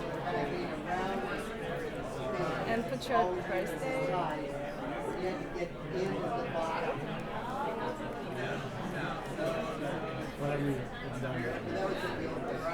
And then you will hear all kinds of other clocks here, and you will hear each of them's unique ticking sound. And then if you don't cover it, you will hear all kinds of like clocking ticking. So it will be very beautiful to hear all kinds of like other people's lives like here. And we're very inspired by the clock installation pod made by humans since 1982. And this is the digital version. Thank you very much. Thank you.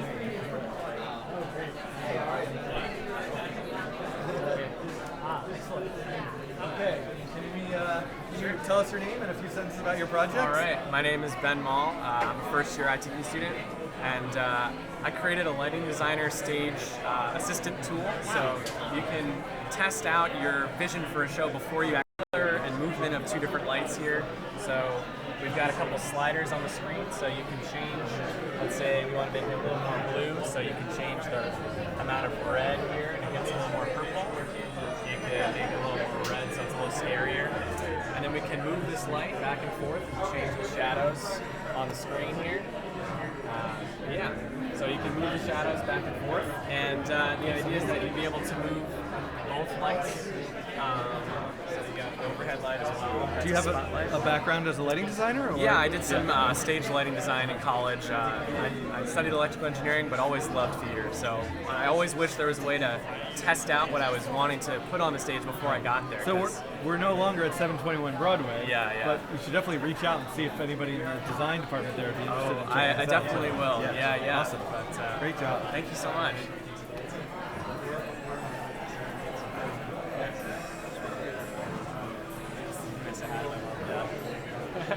Ready?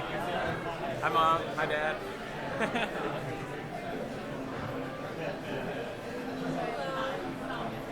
Okay, tell us your name and a couple sentences about your project. Okay, so my name is Tianyi. I also go by letter T. My project is about using your face to play a video game. This game is called Fake Your Smile, and basically it's a game that forces you to smile in order to play the game. And then, would you like to try? Sure, yeah. Okay, so it's so you just use this camera to it will recognize your face, and in order to start the game, you have to do this gesture, which is pop. Might be a little hard with the beat. Does it recognize? Do you want me to demonstrate? Okay. Okay, so so basically, this is how you play this game by doing this. Yeah, and then once the game starts, every time when you smile, it will shoot a friendliness to the people who pass by. And it takes 4 friendliness to actually make someone like you. Oh, no, I missed it. But basically, you have to unsmile, which is not smile, to regain the positive energy. So if I do this person, this person will become my friend now. So that's basically how I play this game. And then it requires the player to continue to smile or not smile in order to play this game. And then there's a final challenge based on how much smile you have. If you made one person like you, you have to hold your smile for 10 seconds. And if you made 2 people like you, you have to smile for 20 seconds. So basically, the better you do at the beginning, the harder it is to win the game at the end. And now my challenge, if I have to keep my smile, otherwise the circle will start shaking. And then in that case, I will lose the game.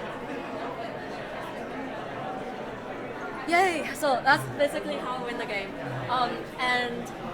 Basically, the longest for this game that you have to hold your smile is 30 seconds. Yeah, awesome. That's Good it. job. Thank you.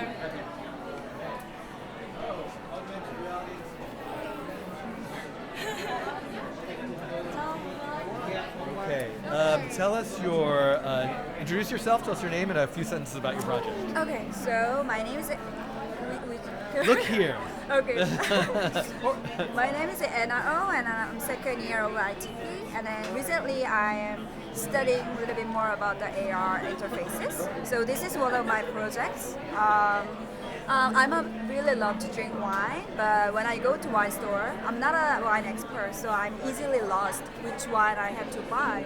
So me and my friends built this AR app, which helps you your wine selection. So first of all, you can choose your wine preference first. For example, for me, I like medium, and I like vanilla, and I like a little bit spicy taste. And then you can scan your wine label.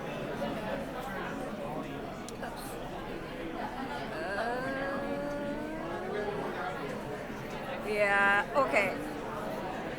It's not stable. If you want to position better. Yeah, maybe here. Okay, so this one is zero match with my preference. So this is just okay for me, this wine bottle. So what about this one? This one also zero match with my preference. So I don't want to buy these two bottles.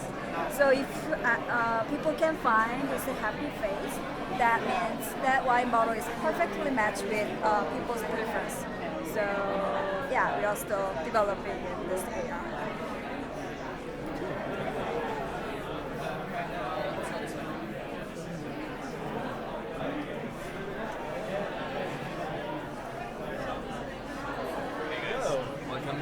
Wearing almost matching sweaters. Joy detection. Can you tell us your name? My name is Pablo, and my name is Joy Detection Mirror, and it basically uses computer vision and AI to know what a smile looks like, and if it sees a smile, it lights up, and you go through the infinity mirror all the way to the vortex. So you guys want to try it? If you get it to smile and light up, you have the right to take one M&M. If it doesn't light up, it means that you don't have a soul. So you might check that with your doctor. Hey, it lit up! There you go. So now you're smiling. It's picking it up. If you're sad, check. You smile. It picks it up. And then you can get an M&M. All right. Yeah. I'm happy to gift my M&M to anybody who wants one. Of course. She looks hungry. M&M? Thank you. Great job. Thanks, guys. Nice. Do you have a placard? Second. It's okay. Just get in your name.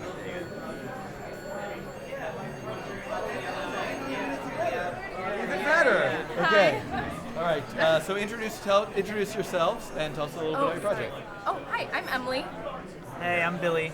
And we worked on a web and mobile app that tries to show the relation between sound and color, since they're both using frequency and the unit of hertz. And there are a couple different pages that we can walk you through, but then here's a learn page.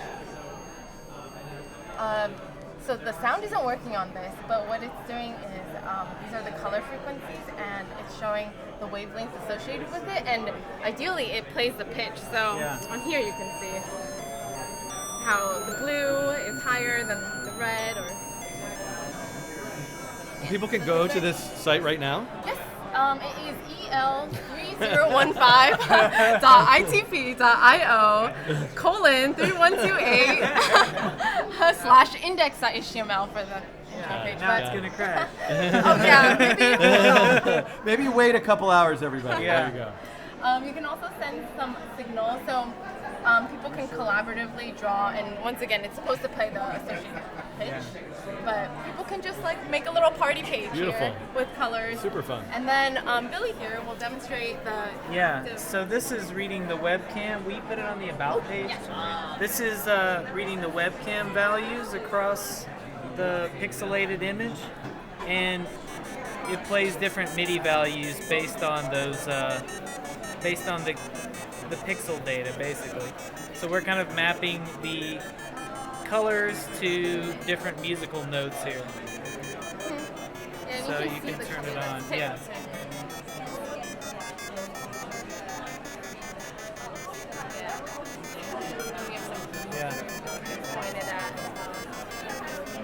Awesome. Great Yeah, job. yeah, thanks.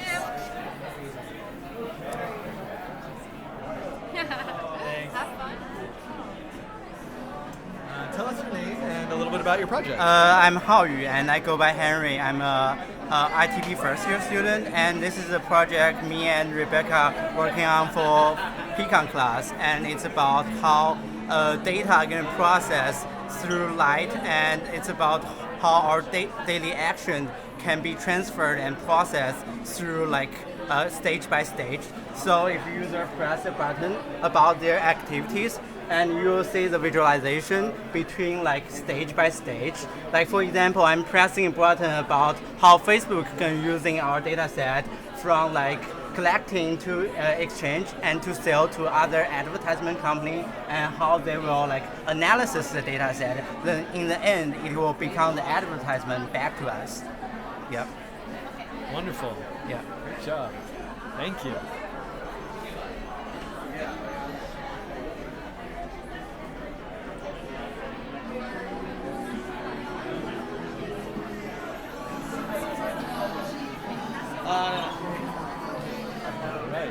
Whoa! All right, tell us your name and a few sentences about your project. Okay, so and we'll go over my name is Zhang. You can try. This is kind of like distant shadow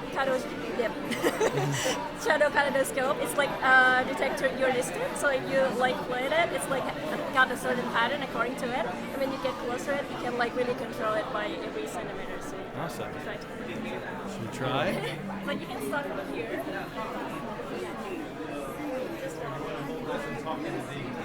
If you're saying this is a microphone for the captioner. Is captioning? Hold the just extra on it.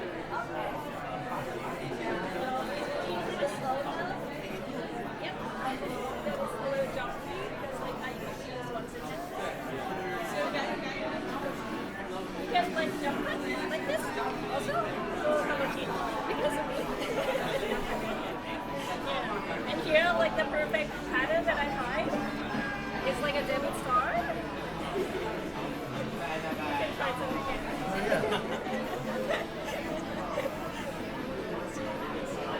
Is it just?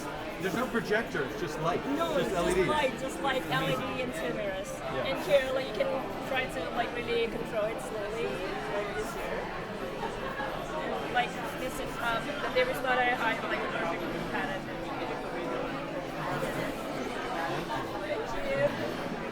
I saw this from afar, but you got to hear about it. Hi. How many? All three of you? Yeah. Can you stand together? Oh, yeah. Sure. So just tell us your names first, and then a few sentences about the project. I'm Stacy Yuan. Hi, I'm Moni. I'm Tianxu.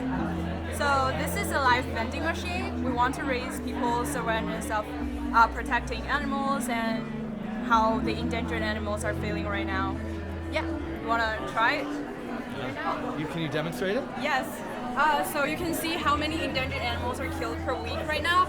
Please insert the coin and start your journey of our vending machine. Pick any animal you prefer. You picked the tiger, so here you can see an animation here. The tiger is falling into the trap. They want to get out, but they can't because it's already been killed. Here, you will get a product made by the tiger. It's a leather coat.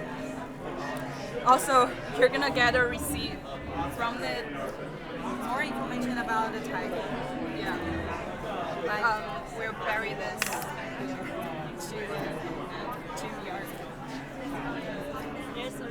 There's a receipt and your customer number is 96. Good job. It's so intricate and like detailed, all the fabrication and everything. Thank you. Wonderful job. Thank you. Oh yes, I want my receipt.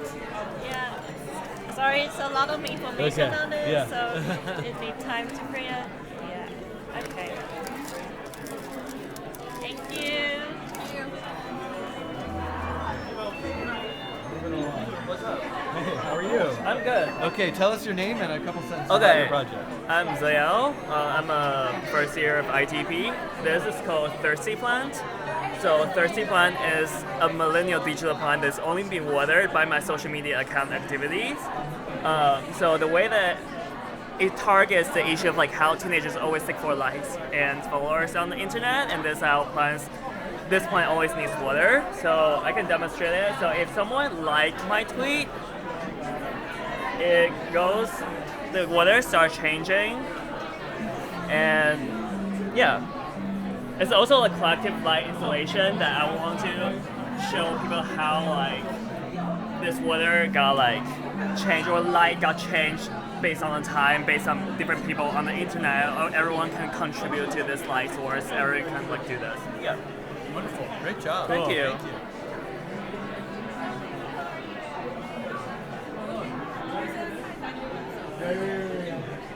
What have you got coming up?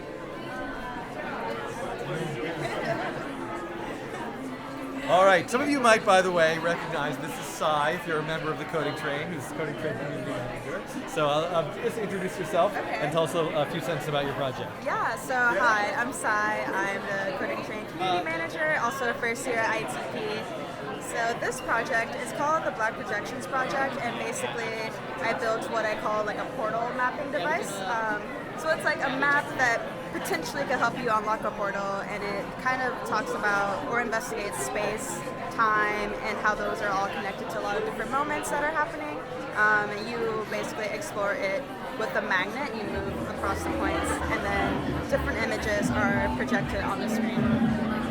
How are you sensing the magnet? I'm using reed switches, so each little circle has like a sensor underneath, and basically when you place a magnet over it, that turns on or off. And then each kind of point has a collection of images that are then displayed randomly on the screen. Great job. Do you want to demonstrate or Yes. try it? Sure. Yes. Whichever way. Take that magnet that's positioned.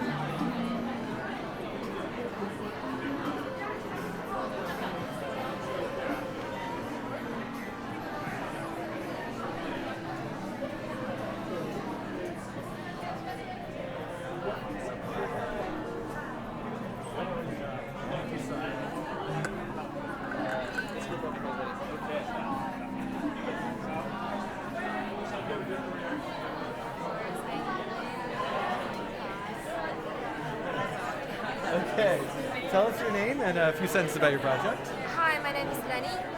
Hi, my name is Perez. I go by Michelle. So our project is called the Pale Blue Dot, and inspired by an article called the article is called the Pale Blue Dot by Carl. So basically, the way he described the Earth as a pale blue dot, seeing the Earth from a different perspective, and I think that article is really inspiring. You never think Earth as such a small and fragile thing that's tangible, and because it's under our feet, that we don't really recognize it. So we made a tangible Earth, like with a really with a metaphor of the heartbeat by using the LED dimming on and off to address the issue of actually our human action, even though it seems to be really tiny, but it's doing a lot to the Earth.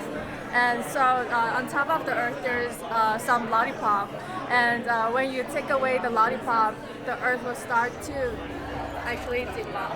So it's actually showing that the heartbeat actually is being not as lively as before. And inside the wrap of the lollipop, there's a message telling you that it's representing the natural resource of lollipop. And but it's actually telling you that you can take away the lollipop. Like you don't have to feel guilty because we need to use the natural resources. But it would be great if you can contribute a little back to the earth. So we have like a hidden mission in this wrap that you have to actually scroll down to find the white box under the table. And inside the box, there's more lollipop that you can decide to plant one lollipop back to the blue dot. So if you plant it back, yeah, it will become lively again. Beautiful. Thank you. Thank you so much. Let's come across. Yeah.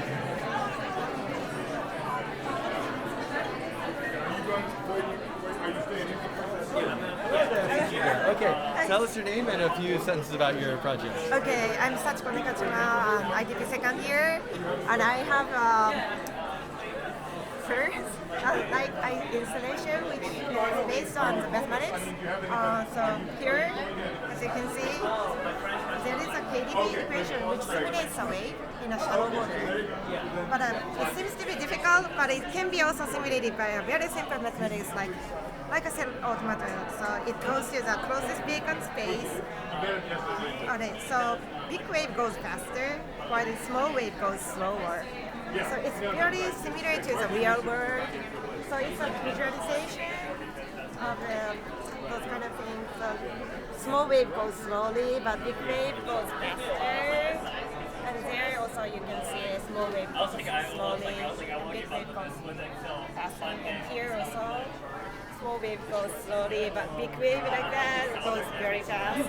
And there is a water effect there. And also, I have some here to introduce some more about tsunami. So actually, these stones are from Tohoku or Ibaraki area where people suffered from tsunami. So it was originally from there. And also here, so it's Maishi City who suffered really from tsunami. But people knew that tsunami is scary, so people run away, and so 99.8% people survive, but it was tragedy. Yeah, but here also I have some another. Yeah, I just quickly show you.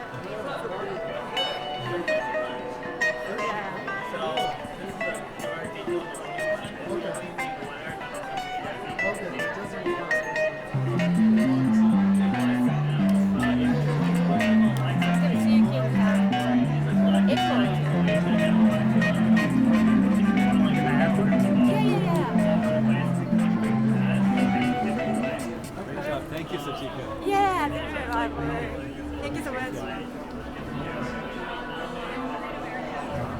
Okay. Can we come check out your project? Okay, tell us your names and a few sentences about what you made. The name of our project is Wind, Rocks, and Women, and it's about Haenyeo, who are basically deep sea divers in Jeju Island, but it also includes stories from mothers in mainland Korea as well. Cool. Yeah, so you can listen to different stories through different objects by scanning the tag over here to the side of your headphones.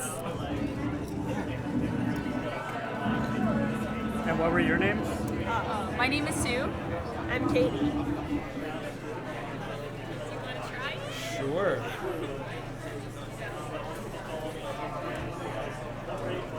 Oh, no, I don't want to put anything on there.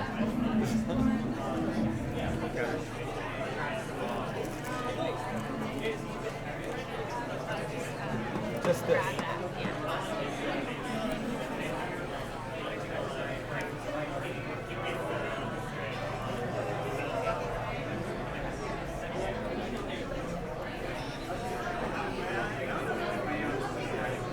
Can you talk a little bit about what he's hearing? Yes. So these are just various stories from interviews taken from Haenyeo in Jeju Island. So it's just kind of about like the Haenyeo have like a very eco-friendly approach to deep sea diving and collecting shellfish. They make sure that they never overharvest, and they have just like a collective community of like making sure that they never overharvest, that they collect trash. But sadly, this probably is the last generation of this profession, just because like younger women in Jeju Island are choosing not to like pursue this profession, which requires just years and years of training. So we just kind of want to give an homage to like the different culture that has kind of developed in Jeju Island, where it's more like matriarchal than mainland Korea. That's kind of the story. Yeah, we also wanted to kind of tell the story of Kenya side by side with the story of a mother in Seoul, so more of the traditional patriarchal society and living in that society as well. Thank you. Thanks. Good. Yeah. Stronger than I realized. All right, let's see. Oh boy, we've been going for 2 hours now. Yeah. I think, well, we're going to be okay. All right, we'll go. You guys, everybody okay? Yeah. I know. Well, yeah, I don't know if we're going to be able to get to everybody's project. We'll do our best. Okay, but we're here. We're here for the takes. Okay, tell us your names and a few sentences about your project. My name is Alvaro Lacouture. I'm Nicole Janelli. And our project is object tracking installation that tracks objects to control different types of animations in real time. So we have these spheres that help with all of the animation tracking. And that's most of all our project. So we're using the Connect 2 to track the size of the spheres and the light, the brightness of the spheres. So we're getting a really smooth tracking of these, which are being sent to the 3D particle system in Unity. And we're getting these real-time drawings.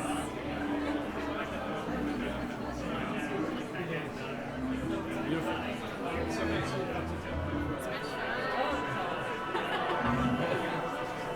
Yeah, and they're both working today. They are both working. They are. Yeah. A rare occurrence. All right. Time to take a nap. Okay. What's up? Tell us your name and a few sentences about your project. Hi, I'm Brent, and I think work is for suckers.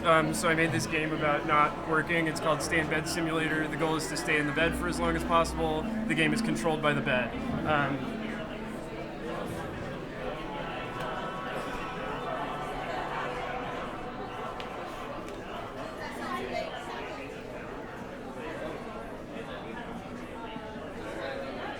So you can watch TV in your bed. You can also look at your phone in your bed, and yeah, that's pretty much the whole thing. Got two.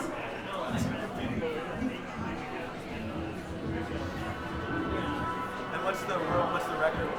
The record I think right now is about 20,000 points, which is roughly 15 minutes, set by your very own Alden Rivendell Jones. I have a feeling I could do very well. I'm not allowed to right now. All right. Okay. Thank you. Thank nice you. Quiet room.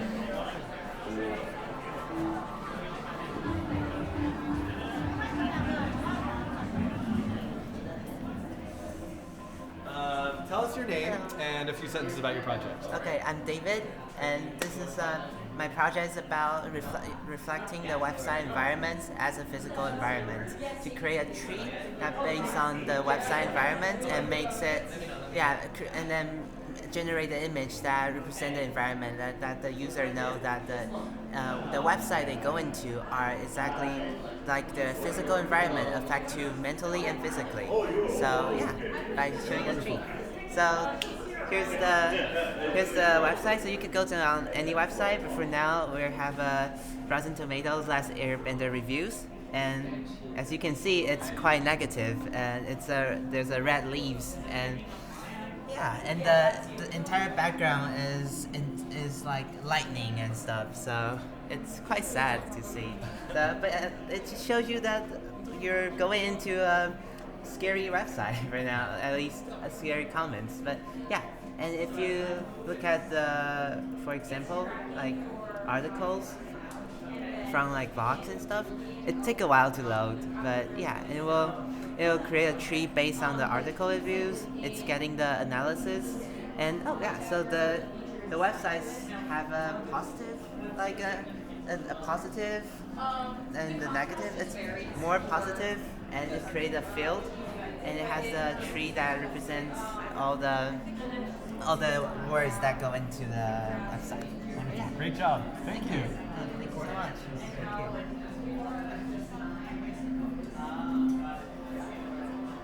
How's it going?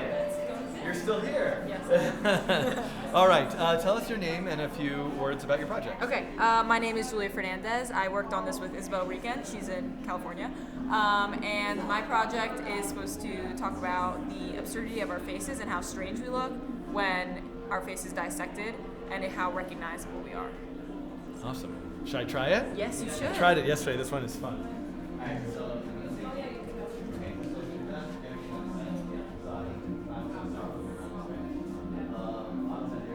Oh, it has trouble with glasses and sometimes discriminates on beard. Sorry. But there you are.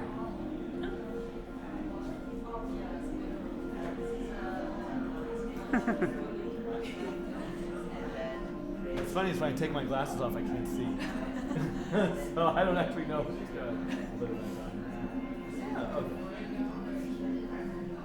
Awesome. Great job. Thank you. Yes, okay. That's it. Sorry about that. Thanks. Is this your project? Yes, Okay. Can you tell us your name and a few sentences about it? Yeah, I'm Xingyue and my partner is Alvin. He's not here. He's playing on the Miami beach. Must be nice. Yeah, this is my project. It's called Ebb and Flow, and it is a kinetic light sculpture. And we're doing this as like light is always perceived as a static element in our life. So we want to kind of break the boundaries and explore light in a more vivid way. So we're using this to using this motion to recreate the tangible and natural phenomenon of ebb and flow. So this is like going up and down, and material-wise we use mineral oil, and this is hanging spotlights, so it's kind of recreate the effects of sunlight hits onto the water. So, yeah, if you see it from the side, you may see the wavy motion. Dan.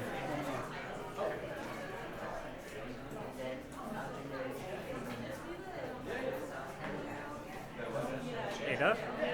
I mean, not like drastic. Oh, right. Hi. Hi. Tell us your name and a couple words about your project. Sure. My name is Ada, and this is my project. It's Noise. It's an audio-enhanced optical illusion. The visual pattern is a vortex. The center shifts depending on where you're looking at it. So as the viewer moves around in space, it also triggers the audio changes in the headphone that corresponds to the direction of the moving center of the vortex. Yes. Cool. Thank you. Do you want to try it? Go for it.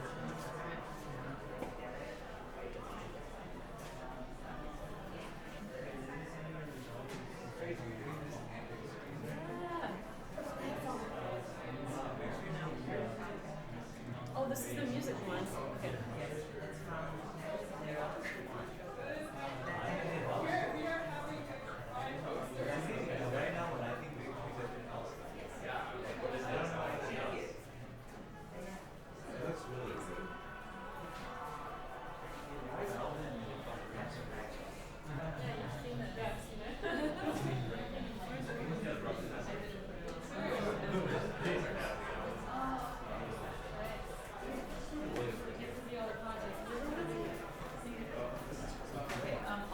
Is ready to go. He is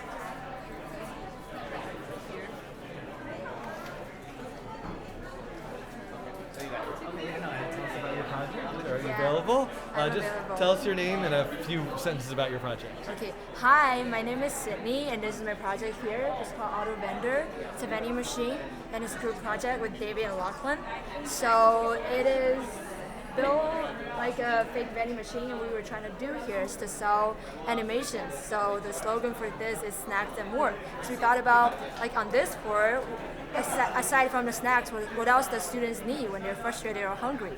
So do you want to give it a try? Sure.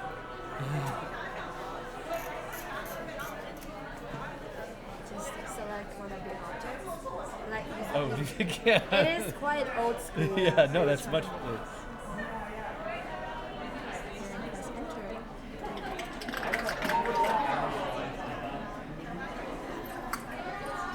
So these are shot using stop motion and green screen, and this is actually one of the earliest if you want to see.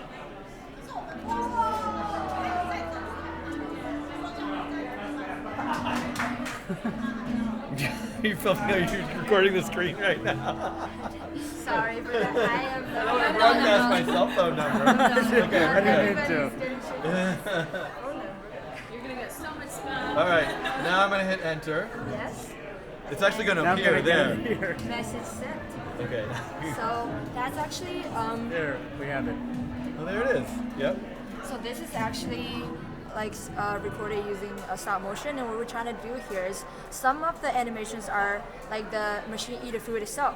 So we were trying to think about the concept of convenience right now and try to link that with laziness. So like right now, like the machine, instead of it gives you food, it eats itself. But then we show this to everybody, and they think that like the ASMR like sound are very joyful, and the teacher suggests that, well, you guys should probably make just a cute machine that sells animations. And we're trying to make puns of that, so that it gives you encouragement when you see the message.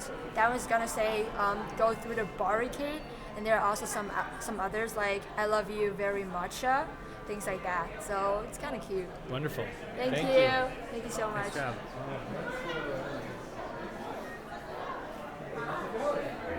It's time for the story again, yes? Okay, tell us, we'll go in and maybe watch it operate, but maybe just tell us your name and a few Sure. words about your project. My name is Rita, and this project is in collaboration with Max da Silva, and it's kind of a choose your own adventure poem. You can sit, you put your headphones, and you start it by saying hi sailors, and then it gives you a list of questions you can ask, and you hear a story that will change every time. Want a demo? What do I do? Tell me. So you just sit and put the headphones and use the microphone to say.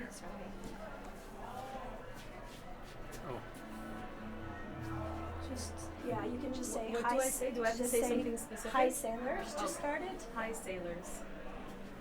Hi sailor.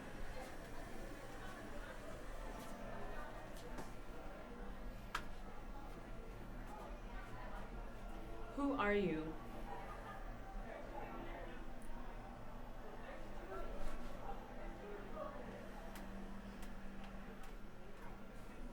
Where are you?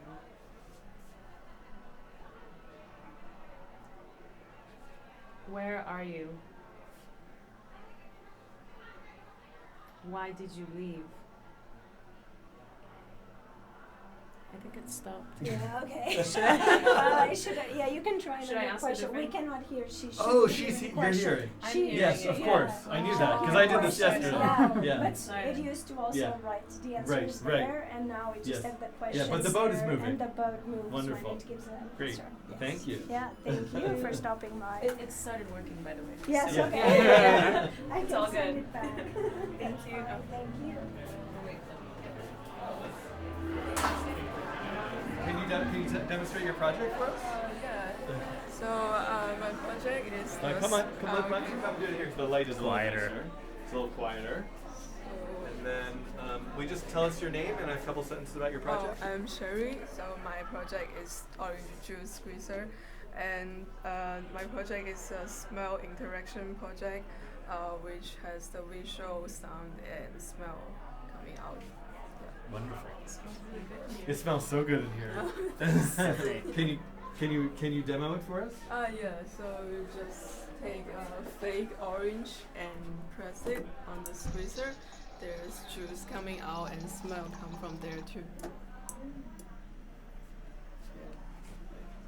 There's no real oranges in this room. Yeah. Except for that knife, it's real. Okay. Yeah. Everybody careful.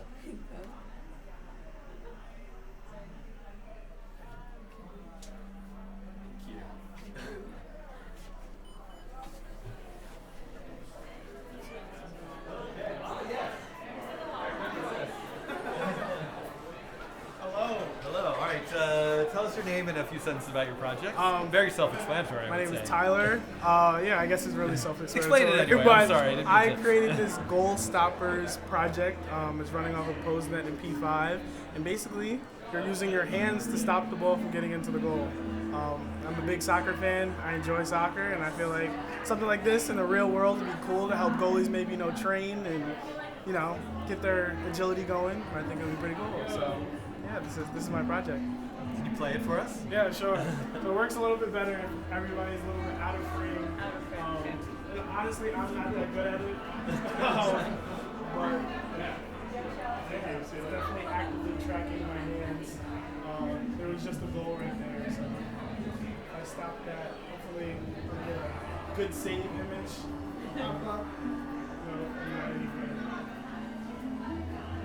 Reset. Yeah, that's my project. It's coming. Good save. Great job. Thank you.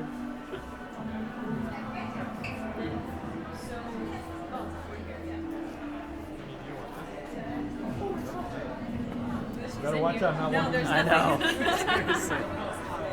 All right. Tell us your name and a couple sentences about your project. My name is Wenjing. My project is called neither square or circle. It's an old saying in Chinese. It's saying that you cannot make a circle without using ruler. So it means you cannot achieve something if you don't follow some rules. So I want to explore that definition and the space between definition and ambiguity.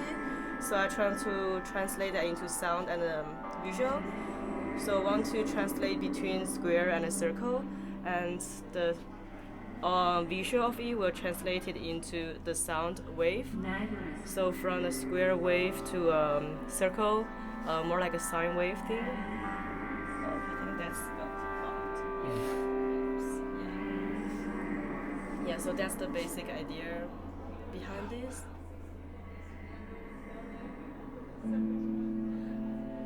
Neither is square.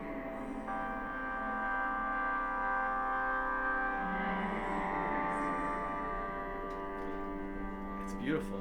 And you're just projecting like a rectangle moving back and forth? I'm projecting a line. A line. The shape is defined by all of this. Yeah. Like we can see by the shadow. Yeah. It's beautiful. Thank you. Great job. Thanks. Nice. This is my. Yes. That's, yeah. Thanks. Okay, we can get these. This area. Yeah, I'm watching the live stream. There you go. Oh, get ready. No. It's a little lag, but. Okay. All right, yeah, so. All right, tell us your name and a few sentences about the project. I'm Skylar DeVos. This is my project. I called it Liquid Relationships. And it's about connecting with other people. Yeah. Wait, so what's the best way for us to demonstrate this, do you think? Is to get on and do it. Okay. Who wants to try? I was here yesterday with 6 people doing it. It was crazy. Yeah, the more people you have, want to try, the more fun it is. So, I should not participate because I shouldn't tell you what to do. can't touch both panels. Okay.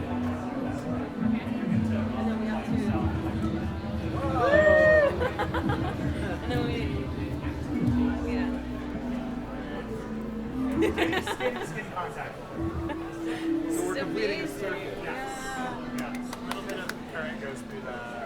What are the things that are aquarium pumps? This is a fish tank I had as a kid. Really? Yeah. That is wild. It's beautiful. Does it matter? Even just like a little Yeah. Just a little bit of rain. Yeah. Doesn't take a lot. Does it matter how many people there are here? No, Does it do you want to? I can get it on this if you want to. Here, just to show that. Yeah, go. Can I go with an elbow? Yeah. You can come in with the elbow, yeah. just standing. This means nothing. So you have to stand on it to turn the lights on, and it won't work if you don't stand. Oh. But so it works with at least 10 people. I haven't found more than 10 people do it. That's amazing. It's a pretty robust effect. Yeah.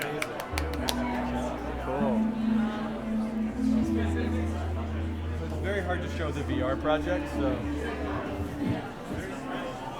Alright, would you like to? Yeah. Hi. Do you guys want to stand next to each other? Yeah. All right, I'm excited to see this in action. All right, tell us your names and just a couple sentences about the project. Hi, my name is Sai. Hi, my name is Ashwita. And this is our project. It's a two-way shadow wall where you see the shadow of yourself as well as the shadow of the person behind it. And when your two shadows overlap, it creates music. And we have created different sections which adds different filters into the sound piece so you can play around the entire space and just have fun with it.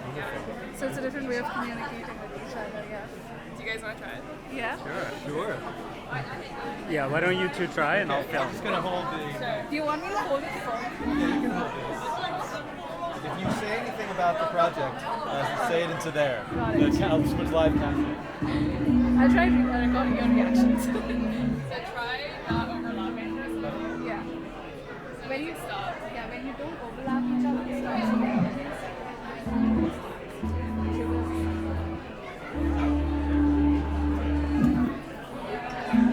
There's no projection.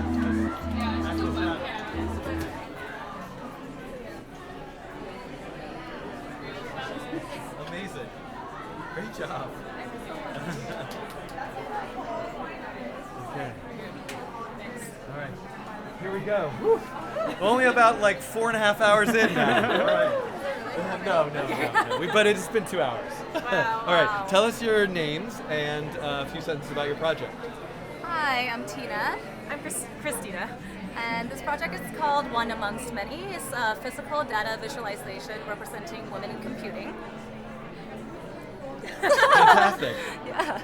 All right, so what should we try? Do you want to walk around through it and Yeah, kind of sure. show these aspects of it? So as you pick up these orbs, they illuminate to full brightness, and you can see every woman that we chose is in a cohort with a bunch of other women. So we have computer scientists, mathematicians.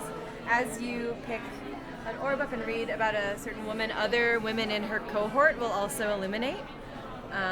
And as the orbs are interacted with over time, they get incrementally brighter. So the orbs that have been read a lot will sort of like increase in visibility, and you can also see other orbs that have been read a little bit less. Yeah, their placements are based chronologically on their years of accomplishments, and their heights are based on their numbers of backlinks, which identifies how famous they are. So the least famous ones are lower to give the audience more accessibility to the information. And yeah, our whole concept is to kind of like give more visibility to these women and inspire young people to get into the field of computing, because us as creators, we felt like we still didn't know about these women until we did this project. So it was a shame, but it was really awesome, and yeah, we want to inspire the young people here. Can you tell us really briefly just about the board over there? Yeah, sure.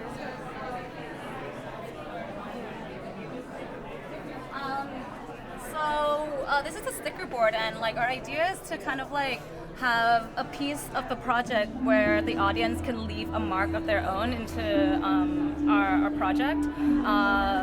These are the 4 categories that are represented within our project, and we want people who have seen the project to identify themselves within one of these circles, whether they're computer scientists, mathematician, creative, or executives, activists, inventors, or like a merge of different circles. So yeah, it's a little fun thing for them to leave behind. Thank you. Great job. Thank you.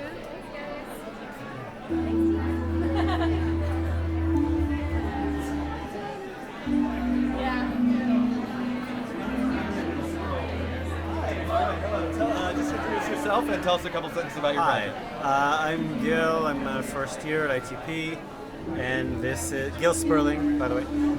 This is the interactive scroll. So it's designed to allow someone to interact with an ancient scroll physically, so you can use these rods to scroll through. And they have a bunch of different ancient texts here, which are in Hebrew. And then this allows you to translate. So as you're reading it, if you can't read the Hebrew language or the text isn't legible, this is what allows you to read. So we can scroll a little further.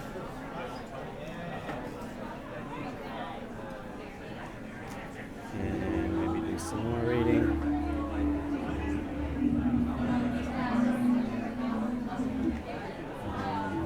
So yeah, this was a PComp project. Just sort of like a basic interaction design. Would probably work well in. Should I keep going? No, we're good. Thank you. Okay. Yeah, me. That's really good. This is yours, right? Yeah. Give us, tell us your name and a few sentences about your project. Hi, I'm Nick. This is a project with Sid. Ciao. I'm Nick Gregg. These are it's called Conversation, which is a duet between two hanging lamps. Each of these lamps emit light when bitten. So the idea here is that in a dark room where this would be the only source of light, that this would sort of be tools for listening, so that to keep a room lit while also having a conversation, you would switch off between talking and otherwise biting or producing the light. And so you also looking at the sort of mouth as the main switch point for the interaction. Now, are you demonstrating this, or is it? Yeah, I can show you. Okay. So this is the mechanism, and these tools are here so that your teeth don't go fully out. But amazing. And so yeah, the other one's shorted right now, but you could imagine this being a popular tool for dark rooms in Paris. Cool. Great job.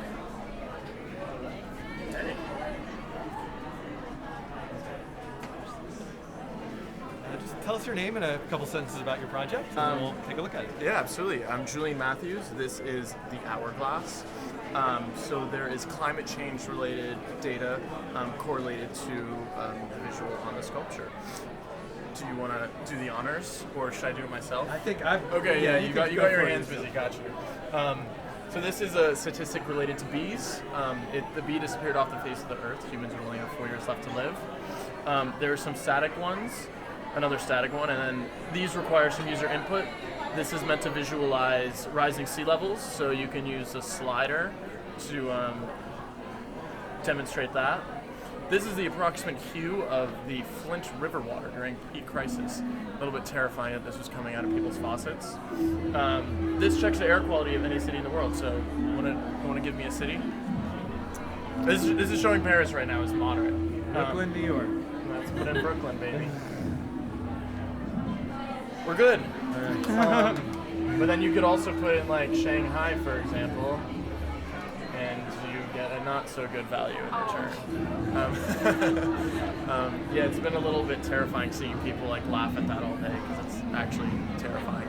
But yeah, then a couple more statistic-related visuals, and that's about it. Awesome. Can you speak a little bit? I might not be clear to people watching live. Can you speak to what this is exactly? Because this is absolutely. not actually three-dimensional. No, for sure. Display. Here, let me slide around here. Sorry. So these are 2 discs that I actually 3D printed. That once it slows down, I attach NeoPixel strips on the outside, and with this motor down here, it allows me to spin it at 450 rotations per minute, which gives the illusion of these 2 globes. Great job. Yeah, thank you. Appreciate it. Cool. Nice. I think maybe we're going around to the hallway, yeah? Yeah.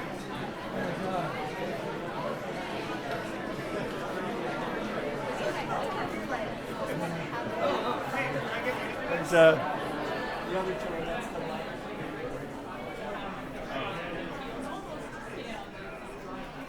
Start at the end.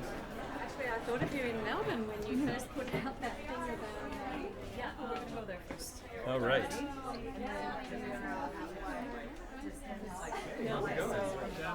Good. No, that's okay. Hello. We like the Hey. authentic experience. Welcome. How's it going? Good. So this is our lenticular portal room. Okay. Oh, can you both stand next to each other? I'm sorry. Now I'm totally just interrupting. How's it No, going? I don't want to kick everybody out. Oh, we're the worst. Okay. All right. Just tell us your names and a few sentences about the project. So I'm Aiden Fowler. I'm Nicole Calquito. And this is our lenticular portal room. So we're doing experiments with a lenticular lens, which is, if you've seen bookmarks that have moving images, that's what we're working with here. And it stretches and magnifies the light. So we're doing different experiments here. We have a 3-dimensional box, moving lenses that are rotating, and then these flat sunrises over the ocean. Fantastic. All right, we'll try to get some footage for people to see all of them now. And this one's a mirror, so it's reflecting the top and bottom. Cool. And over here we're looking at like the bending of the lenticular lens, and also looking at the lens like when it's perpendicular to a light source. It's kind of creating an infinite color field if you look through it. And depending on how you're looking at it, you can see that the light kind of creates these like pillars and bending throughout the shape. So. And there's nothing the best in angle for the this box. one is There's nothing in the box. Shall we do the reveal of like what actually is inside? It's an empty box. It's an empty box. Wow. The secret is revealed. But there's 1,000 LEDs in here. Wow. Did you guys do it solder them? Oh no, it's a. I thought they were individual. I'm like. Strips. That's a lot. Cool. Right. Yeah, that's a good It's angle. so quiet in here. It's weird. We're just in a really loud place for so long. And this last piece over here is a separate, it's not lenticular, this is called dichroic film. And based on the angle of incidence, the angle the light's hitting the material, a different wavelength of light passes through or is reflected. And you can change the speed with this little knob down here. So you can turn it from almost a video and then kind of stop motion. You just do that again. Yep. We'll get up close.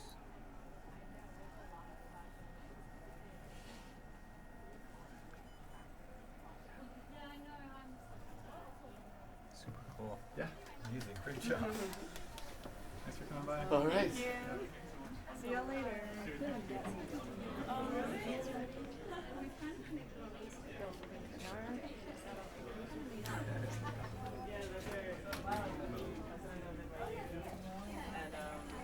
There's lines for everything. Yeah. This is a popular street. Yeah. You're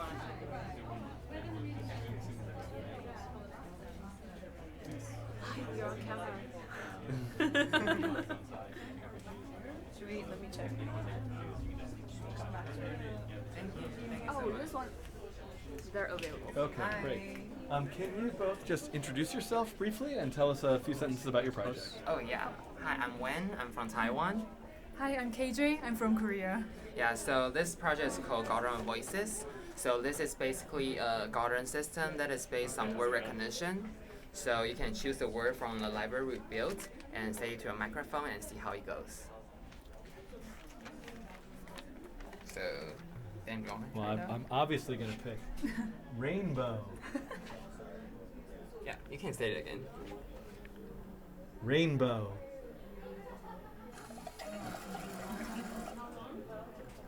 So the rainbow will turn the water and a water pump and a light. I know the cheat code for that. Revolution. Revolution.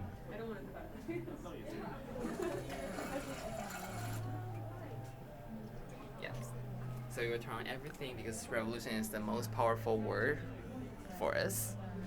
Yeah, so this installation is about like the power of words because sometimes it's invisible, so people just ignore it and want to emphasize that this is so strong that people should pay responsible for it and you should be aware of it. Great job. Thank you. Thank you.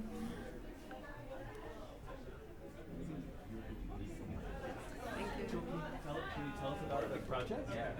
Even now? Okay, yeah, sure. Because then we can go inside. So, the idea of this project is to let people to interact what they are doing in the routine life and let them be aware of what they're doing it, because normally sometimes people are like doing the things on wordlessly.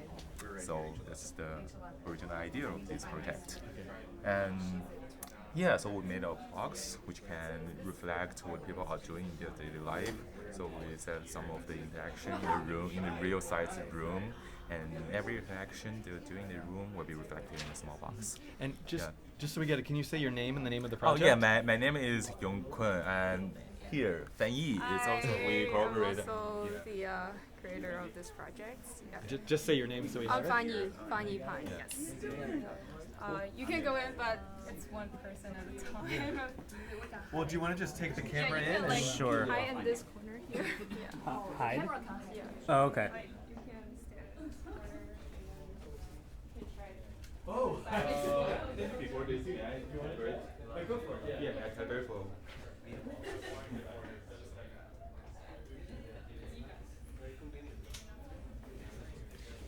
Oh. You want to try it? What am I doing? You can try to explore the part with the yellow thing, so you can sit down.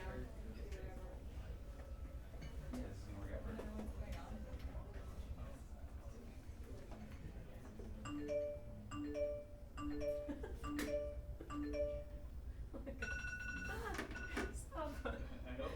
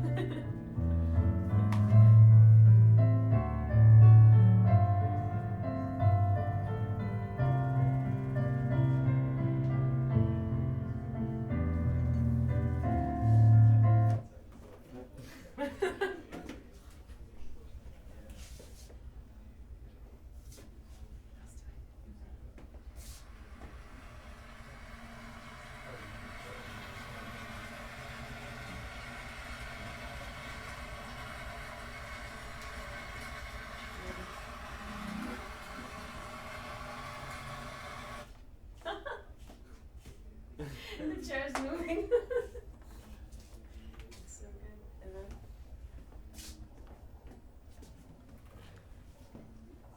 kneel down.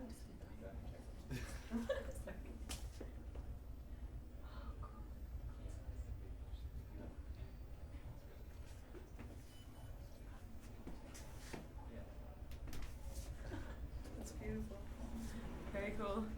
Go. Thanks. Thanks.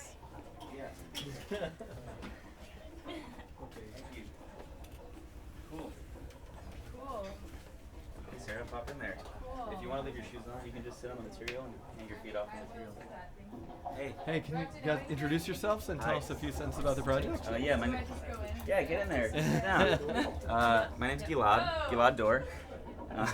The project is called Fever Dream. It is, I'm gonna read off the thing, a experimental light therapy to induce the participant into a fever dream and into another person's memories. So it's based off of a personal experience that I had with a fever dream, and built into an experience where people can try to be in that fever dream. Yeah, built it with Nick Gregg, partner in crime. It's based off of a project that I did in called Performing Reality, the class that's taught by Andrew Schneider. And yeah, the best class I took at ITP. It's just about to start now if you guys want to go in there. Yeah, go on in. So we can kind of look from the side. Do you mind?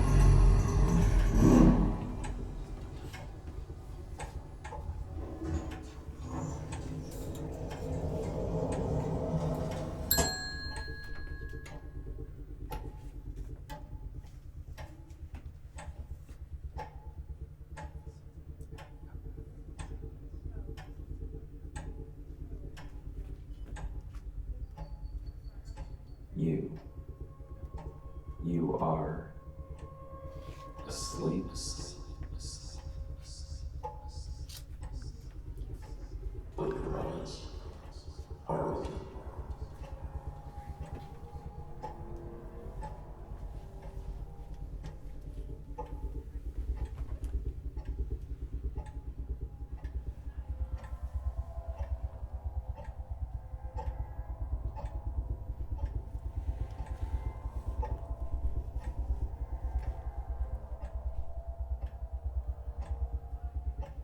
are in your body in another form.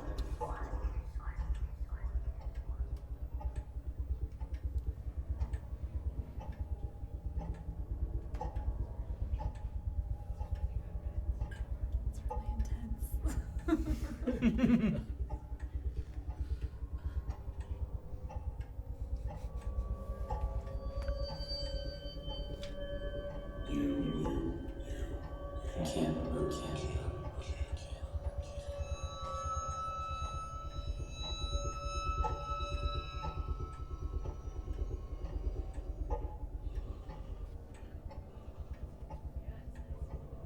You are yourself.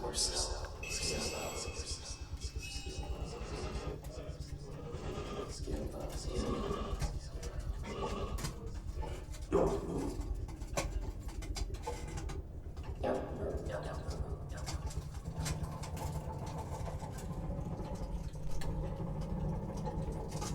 You don't need to move. Stay.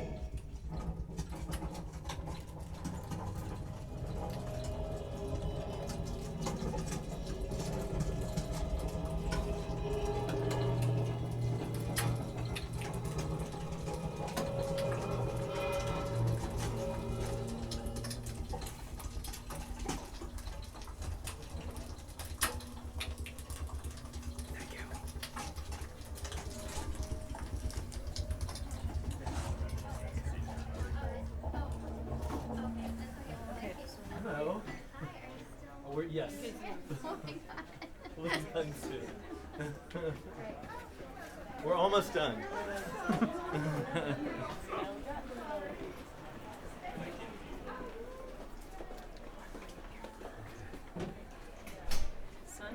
Oh, hey. Hey. How's it going? Good. Can you introduce Welcome yourself? in. Tell Yes. us a couple sentences about your project. Come on in. This is my project partner. Ah, okay. So stand next to each Oh, other. okay. So Oh, stand okay. next to each other. Hi. So, hey guys, how's it going? My name is Liu. And my name is Zhang. And we are Echo of Silence, as you can see here. Our it's working right now. So as you could see earlier, when we had the door open, we let the noise streaming in. The sculpture stopped all activities, and now we're gonna try and be quiet for a moment and see if something happens.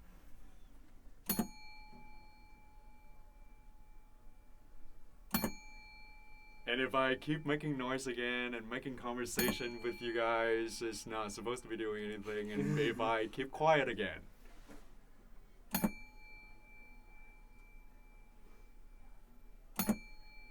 Beautiful. Yeah, the inspiration basically comes from our own background as technology students. We constantly make moving and talking machines. And so this time for the winter show, we were thinking, what if we're making a project that would discourage all activities, all the talking, all the noisy digital distractions out there, and just take a moment to connect more and listening, closely more to ourselves, to the people around us, to our environment. How would that sound like, and how would that feel like? So, Cool. Thank you so much. Thank you for stopping Thank by. you. Okay.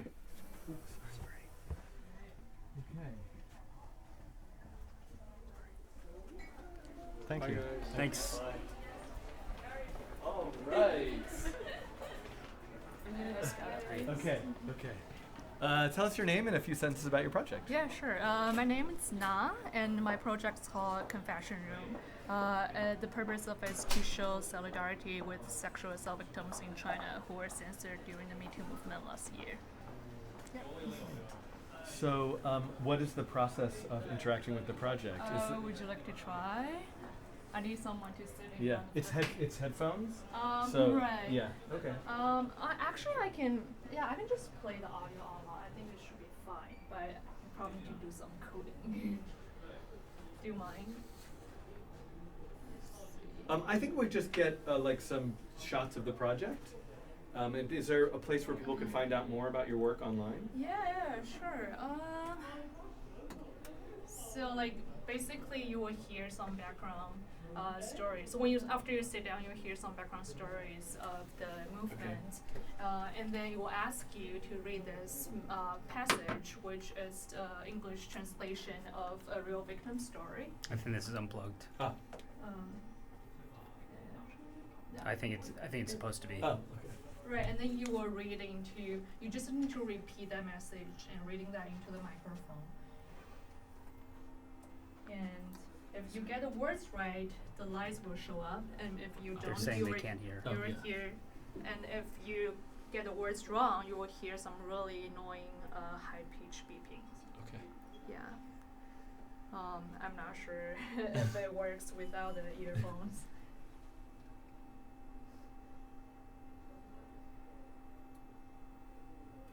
What's the audio now? Said it's much better now. Yeah. I had just put it away. I forgot what was going on. Okay, there you go. This project reflects on You turn it up all the way. movement in China last year. Sexual assault victims in the country have found it difficult to get their voices out, as they are going up against not just a male-dominated culture, but also the government's censorship.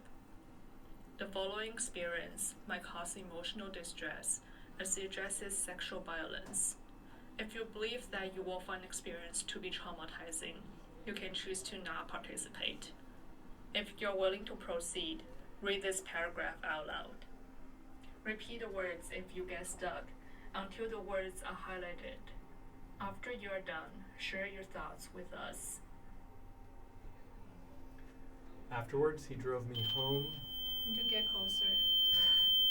Afterwards, he drove me home and asked me to sit in the front seat.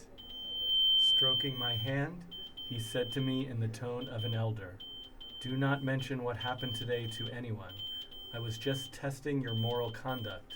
I only take students who are not just smart, but also well-behaved. You passed the test. You must have high morals." I was too scared to say anything. You've come to the end of this project. Thank you for giving voice to these victims. Now take a moment to reflect on the experience. You can scan the QR code if you like more information about the movement. That was it. Wonderful. Thank you. Thank for sharing you. that with us.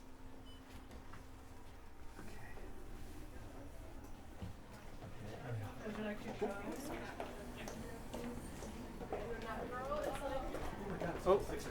Oh, I've got her headphones. We're gonna. Okay, well, can we? Okay. But I might have to go out. Good in the chat and everything. There's another one. Okay, cool.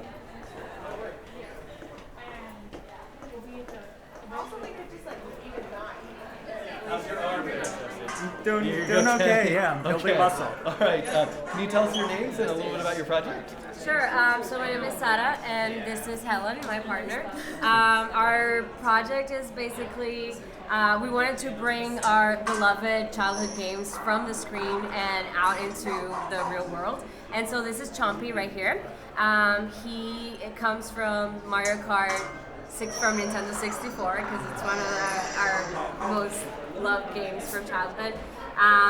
And he basically sleeps as long as he's left alone and he doesn't detect a lot of people in front of him. But as soon as he gets any movement or presence, he'll wake up. He's asleep right now. He'll wake up, open his eyes, and bark at people because he's really cranky. You woke him up. You shouldn't really wake him up. And that's about what he does. Yeah. All right, let's wake him up. Let's go. Oh, he's up now. There you go. His eyes are moving. He'll start barking at you soon. The change up.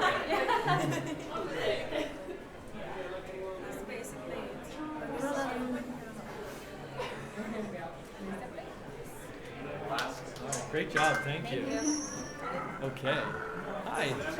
Can you tell us your name and a few words about your project? Yeah, my name is Pippa Kelmanson. I worked on this project with Noah Kernis. He also has a project. We made a heart that beats to the beat of your own pulse. There's a monitor on the outside, and there's a motor inside an elastic part. Basically, you just put your index finger on the pulse sensor, and then you can see your pulse beat in real time in a heart. Cool. Yeah. Should I try? The later you press, the more it will work. Good. I'm glad that you have these freezer bags here. It's good to keep that on ice. Transporting organs and transplants and kind of bringing a human element to civilization. It's also spooky. Yes. What is it made out of? Silicone. Great job. Silicone. Great job. Thank you. Okay. Sort of see something. I think the lighting is also different than it does with I feel like we're at the nexus of these projects. We can just race the camera around this. Sure. People can see it.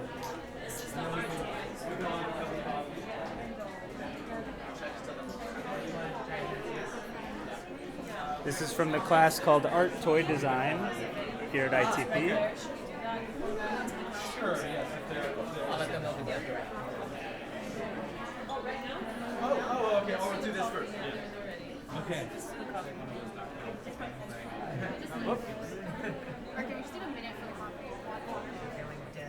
You need a minute? This is your project, right? Yeah. Abby. Yes. Great. Yes. I don't. The whole world is waiting. Yes. Or 100 some people. All right. Well, tell us, introduce yourself there. But if you're, come on out, so you can both be standing here.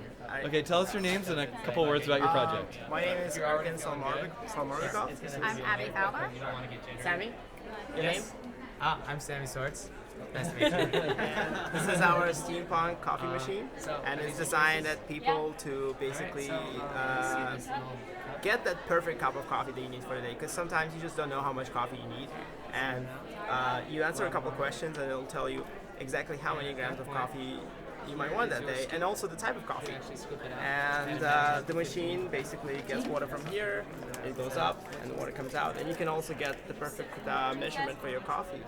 Abby, would you like to add a few words? Yeah, sure. So if you go ahead and follow me to where little sliders are, so you can answer the first question is like, how are you doing today? So you got like 3 options from great to dead, basically, and it's and then how strong you like your coffee. So whether you want a subtle to a bold cup, and then what kind of roast profile you prefer, light, medium, or dark. And we actually have 3 types of beans, which are from Brooklyn Roasting Company. So based off of your response to some of those questions, or the 3 questions rather, on the first LED screen you would get a display of which type of coffee to use and how many grams, and then you would weigh out the amount of coffee right on the scale. So now we've basically put the coffee into this filter here and are doing a pour over cup to brew the coffee. How many cups of coffee have you made, you think, in 2 days? At least 20, I think. Yeah. Between the 2 days, way more. I would say like 40, 50. You should start charging. I would much rather buy coffee from you on a daily basis than go somewhere else. So if you can set up a little nice bar. All right, we're gonna do one inside here that we missed. Good job, guys.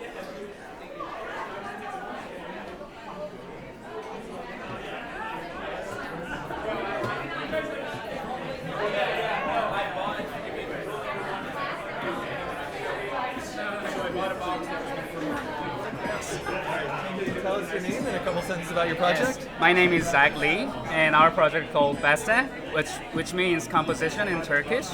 And this is basically a musical instrument that has 8 different monophonic synthesizers, and we also have a real-time recordable sequencer.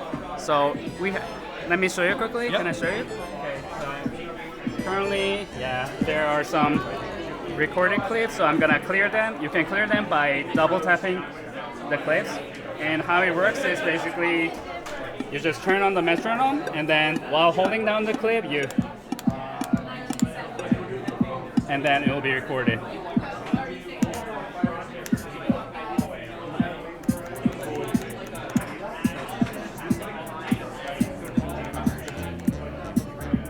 And then you can even record your knob movements in real time too.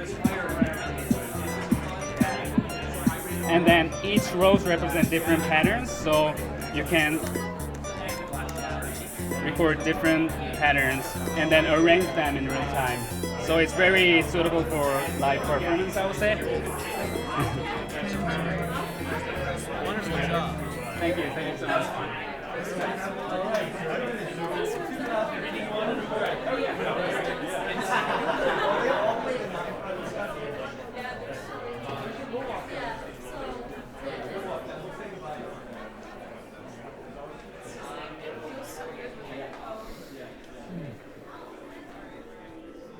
All right, just so for a minute here, everybody who's watching, we're going to do these 2 classrooms. Then we're going to walk downstairs and just sort of see a few projects that are on display there and say goodbye.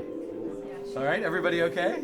We all need a break, but I don't know what we're going to do about that. Okay. Okay. Tell us your name and a few sentences about the project. My name is Nok, and this project is called Light. It's about communication with physical separation. Try it.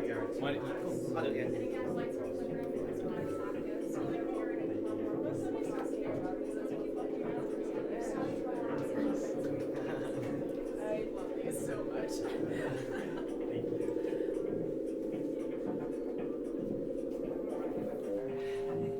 So it's just how hard you press it, right? Yes.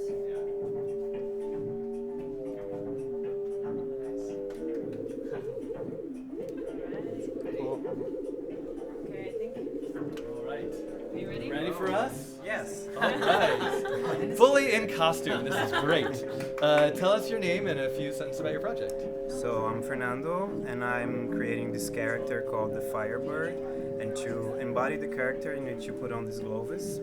And I'm imagining here a performing arts context. So depending on the gestures you make, you get like a different sound, and also you change the position of this 3D object on the screen. And you can like change the color of the object, making different gestures related to the narrative I'm creating. So you can make like fire, and you get a red object, or you can make like a tree, and you get a green object, and you can make like this, and this is bird. So you can fly, you can embody the firebird and fly around carrying this seed that is inside the belly of the firebird. Beautiful. Thank you. Thank you so much. Thank you, guys. Okay. Okay. Ah, yes. All right. All right. Introduce yourselves, and then we'll see your project. All right. I'm Sam. I'm Tianyi. Hey, you teleported from over there. Okay. I'm Abby. Yeah. So this is Fireflies. Do you guys get closer? Sure. Our concentration game. So do we have a Volunteer? participant? Yeah. Volunteer? All Patrick, right, Patrick's great. our volunteer. So what we have here is an EEG. An EEG is an electroencephalogram. It's got 4 electrodes built in here. And what it's going to do is it's going to read the electrical activity inside of his brain, and he's going to be able to manipulate a JavaScript animation with it. So Patrick, would you like to put this on your forehead? I would love to. Awesome. So these are going to go right behind your ears. And what is that he's putting on his head? Yeah. So he's got an EEG reader right behind his ears. So Jesse, why don't you come around behind you? So Patrick, right now, the fireflies are trapped in this jar. Do you want to start the game? Sure. Let the fireflies go. Just pull it right off. Awesome. Now we got our fireflies on the screen. When Patrick concentrates, the fireflies are going to come together. When Patrick's not concentrated, the fireflies are just going to be hanging out just like this. So why don't we start the transmission of these brainwaves? So we have a prompt in the middle of the screen, count to 5. Prompts are different for everyone, so if you want to help focus, you can look at that prompt, or you can focus on something specific on the screen. You can think about something that you've done during the day. These are all different techniques you can use to help focus. Yeah. We're the first people to say this is neither precise nor accurate, so if it doesn't come together on your first try, do not worry. It's really just a device. He's doing pretty well. Yeah. Can't concentrate. And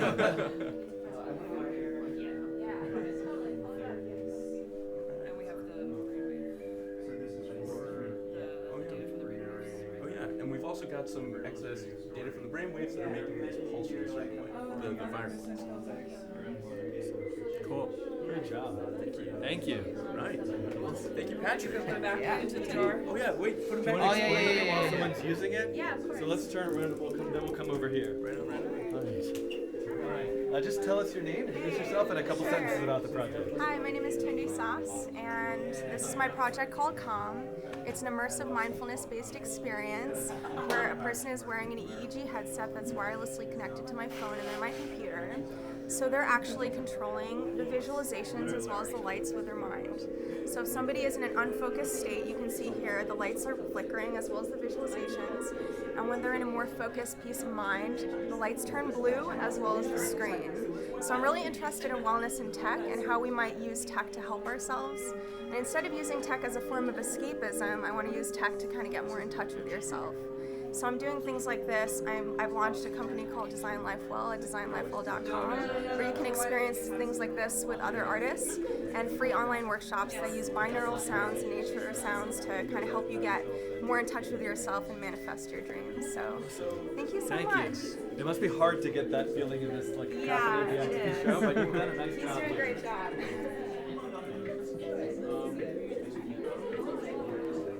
Nice job. Thank you so much. Thank you so much. Hey, tell us your name and a few sentences about your project. Wait. You can enter if you want, yes. Hello.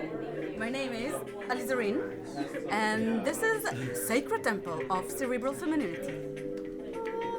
An immersive environment that's aimed to let you focus on the feminine sides of your brain, which is the ability to birth, spread, and nourish an idea. So there are a few ways to interact with it besides just to be immersed. One of them is, smart and compassionate mirror. It knows where you are and will illuminate your face with a variety of flattering light patterns for your selfies. And also, well, when scanning this beep beep beep, you will get a cosmic compliment. Oh, you're as mystical as a planet? Have no doubt. Let your brains shimmer upon humanity. Yeah, and there's like a lot of machine learning used to generate all the visuals and projections and motion capture and a bunch of technology. Many robots help me make this as effective as it should be. Beautiful. You've made quite a delightful corner of this classroom. I know, and I love it so much that I'm like, hey, why don't you even have visitors? I enjoy it here. But yeah, build it at home next. Yeah, right? Great job, thank you. Yeah, thank you so much for stopping by. Okay. All right, thanks. All right, we're doing so well.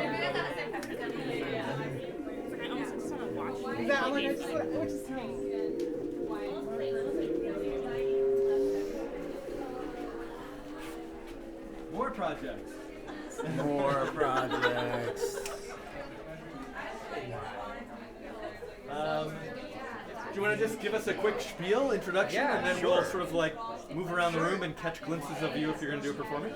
Yeah, sure. So just first introduce yourself and tell us a few sentences about the project. My name's Topher Blair. This was my final for live image processing last spring. I unfortunately wasn't able to present then, but I've got it here now. There's a little diorama with sort of sliding pieces going that can move in and out. And LEDs that can sort of change what they look like, depending on the nature of the scene. And there's kind of a story that tells us about the cycle of resource consumption and sort of how all these three environments interact with each other and feed into each other. And there's this system that kind of works beautifully together. Wonderful. So are you going to do a performance of it? Sure. All right. So why don't we'll let you get going, and then we'll kind of like come back and catch pockets of it. Okay. So I'll just go, and you'll start. Oh, all right. Well, or if you're starting right now, Are you starting?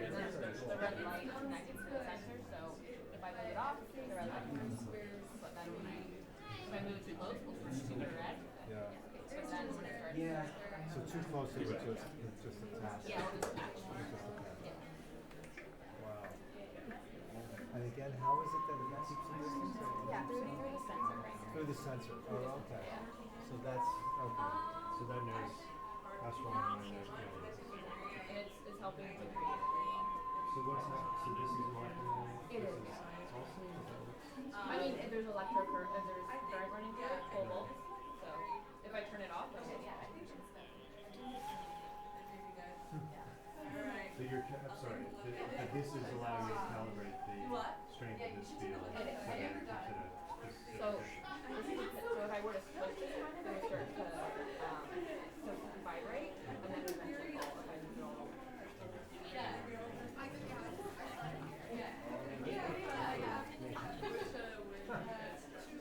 Magic. Yeah. Little kids love it.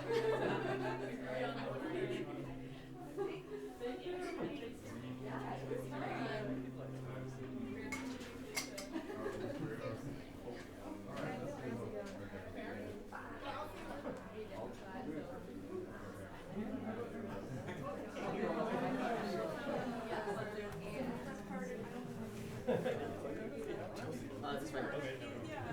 That's it.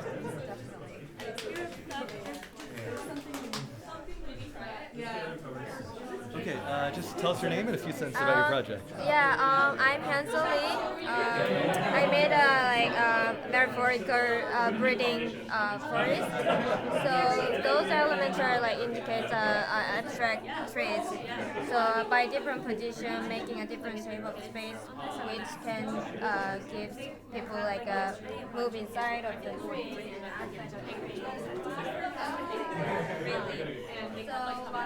So the main idea of this project is that so human beings are a part of the nature. Also, the trees are a part of nature as well. So among the elements of nature, it could be exchangeable and replaceable and coexist. So yeah, so I would like to give people just experiencing inside of the space, how they feel it, how nature reacts human beings breathing as well. Yeah, so actually so my sensor is broken, but I can do by manual. So before, actually this is my original thing. So when forester living it's alone, it's breathing their own speed like this, and then but once someone just inside of the forest, it detects it detects people here. Oh no, yeah. Okay, now it's originally it was wrong, dark wrong. Oh my god. And now it's there we go. darker Now towards the face in it. the Now you've added trees water, are so you've added synchronized. included the Trees whole thing. try to synchronize human beings' breathing Now space. everything's kind of going away except these two dark More spots calm with these blemishes and on it. cozy and Yeah, slower some dark blue breathing to it. speed. Yes. Thank you so much. Yeah, thank you. Thanks. Thank you. Oh, now it's a really impressive. Just tell us your name and a few sentences about your project. Sure. So my name is Vanessa, and I made a levitating cube. Basically, how it works is that this is an electromagnet, and I'm running 12 volts through it, and then this is a neodymium magnet. And what it does, it's basically creating kind of like a push-pull dance. So when I place it here, this red LED will turn on, and that's kind of how you know that you've hit the sweet spot. And I'm also able to control the distance through this potentiometer. Really finicky, but very, very cool. You've effect. gotten a lot of practice, I can see. Oh my god, Yeah. yes. Before it was like, Yeah. So if I move it too close, it'll start to go kind of crazy, and it'll stick. And that's amazing. How big do you think you could make this? Would it work at a much larger scale? Absolutely, yeah. So if I had a bigger electromagnet, it could carry 1 pound, 2 pounds, 3 pounds. This can carry about 1 ounce, more or less. So like a piece of toast is its max. Yeah. To put it in perspective. next show, we'll get a piece of toast. Yeah, a piece of toast. Awesome. Sorry. No worries. Thanks, guys. Yeah. No. Bring that one back. Okay, leave it. Can you introduce yourself and say a couple sentences about your project? Yes, hi. Yeah, Where do I talk? You talk to here. This is just extra audio. Lizzie Trapini. I'm Sydney Myers. And our project's called Color Field. And it's an interactive light display where the controller can't see what they're manipulating on the screen and the viewer can't see what the controller is doing. So through communication, they build a light display. Yeah, and the kind of premise of it is we are asking people to choose a word and have a quick conversation about what colors that word evokes for them. And so when they sit down at their stations, either at the controller or the viewer, they're trying to come together and with the common goal of having the screen show the color composition of colors that they kind of talked about to represent the word. And have people been successful? Yeah. Pretty successful, yeah. It's really interesting to see how everybody communicates and what words they use. Do you guys want to try? Definitely. Let me reset. Okay. So what are we doing? So let's just choose optimism for you. Okay. Cool. Yes. And what kinds of colors are evocative of the word optimism?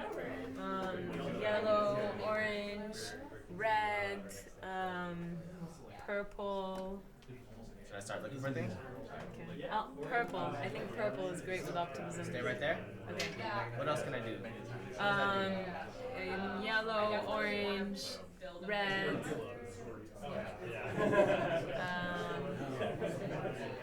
I don't know. I'm doing, so you need to let me know what's happening. I'm seeing some green. I'm seeing red. Okay, you're at red now. What are we aiming for? Purple. Purple. Now you're green. Now you're pink. Purple. Yeah. Yes, you got it. You got it. Perfect. Okay. Are we leaving it at that or what? Yeah, this is great. You get some footage of him just operating the controls. And then So can these we are the make more of controls. these rectangles? Or okay, we're doing one So you more. kind of talk through. Oh, yeah, so I'm not sure what's happening. So she has to tell me what these controllers do. And I think this is like brightness on this one. Rectangle. Can we make one yellow? You just made it all red. Now it's pink. Now it's purple. Okay, I don't know how to change individual colors. Cool. Okay. Great job. Great job. Okay. Hey, we kind of saw like all the projects. Yeah. So I think what we can do is go down the stairs. We don't need to interview everybody. We just kind of like see everything and look around and listen, and then we We will. all have set times, I yeah. think. Yeah. There's only one project next to the entrance that is Yeah. like a sword Sword play thing, one. yeah. That's really fun. So we're gonna attempt. Well, I guess we'll take the stairs, and we'll see how that goes. We might lose our Wi-Fi. That's the other thing. Who knows what's gonna happen Wi-Fi wise in the lobby? Although presumably they're all using Wi-Fi. So, all right, down the stairs we go. This is simply a record. We've never done it with a vlog.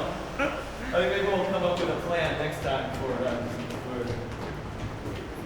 Wow, we have full troupe here.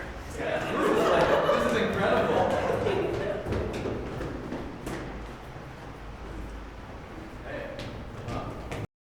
Look at all the construction in this building. Yeah. Is the Wi-Fi still connected in the stairwell? Very low, but yes. Does it still record? Yeah, well, it will. It's not recording. It's straight. Yeah, it's uploading straight. Okay.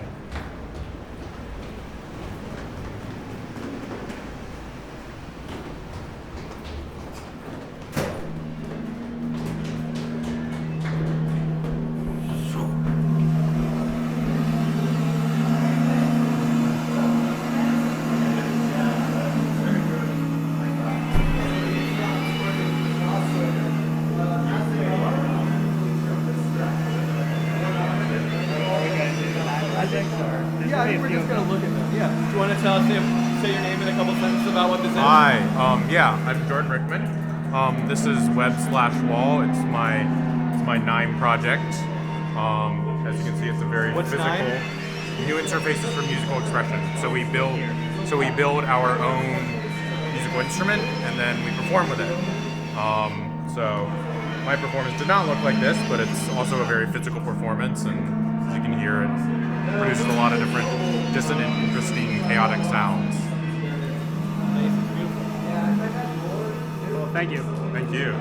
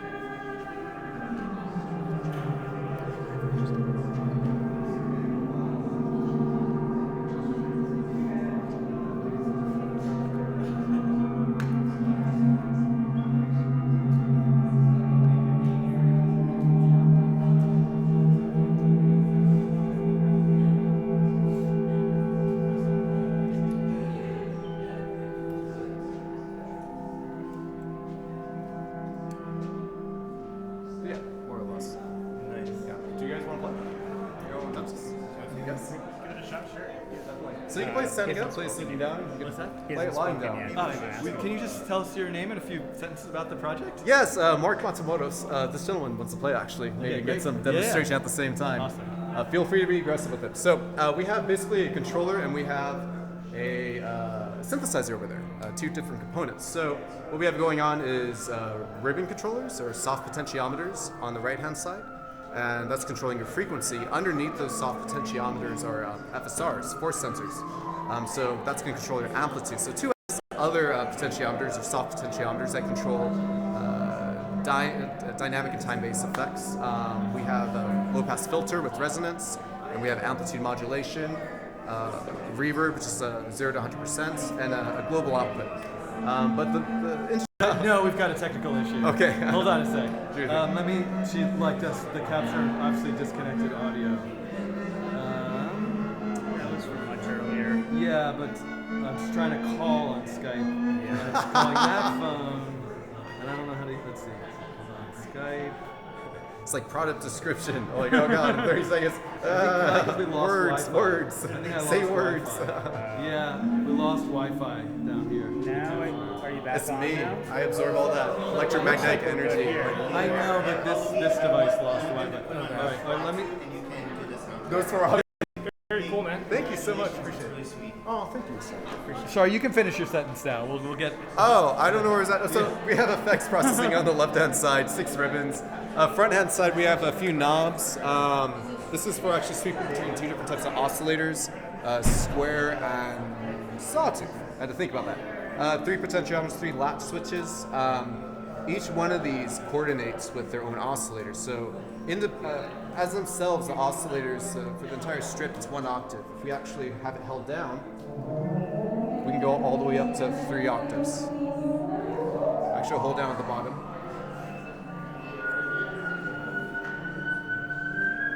And we'll go down to that single octave.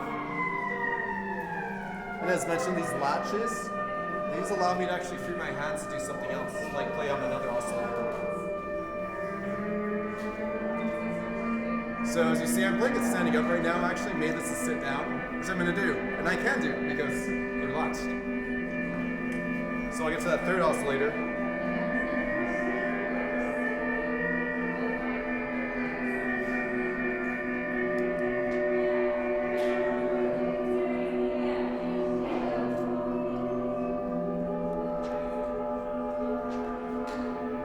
We have a little bit of reverb we're going to take out. And we're going to do something kind of dramatic because, well, you can do on this.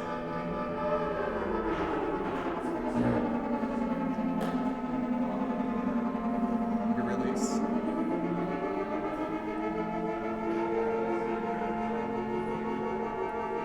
So it's really a struggle. It's about patience, actually finding where you need to be and then adjusting accordingly.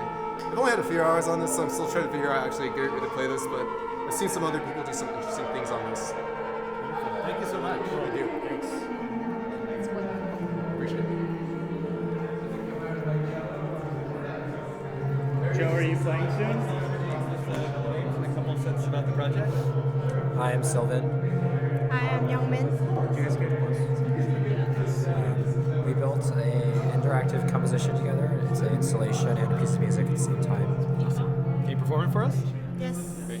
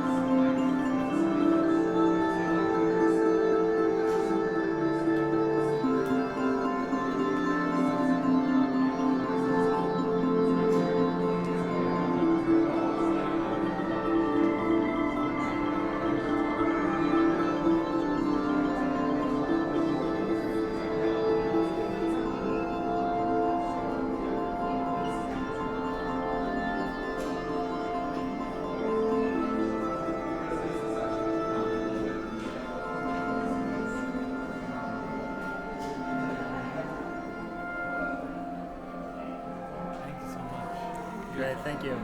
There's one more. Cool. Just introduce yourself and tell us a couple sentences, then we'll go watch you perform. I'm Joe Baker. This is my performance called Ronin. It's about a disbanded warrior trying to relive the motions of war and try to get him out of his head. And this is my 9. Awesome. Performance.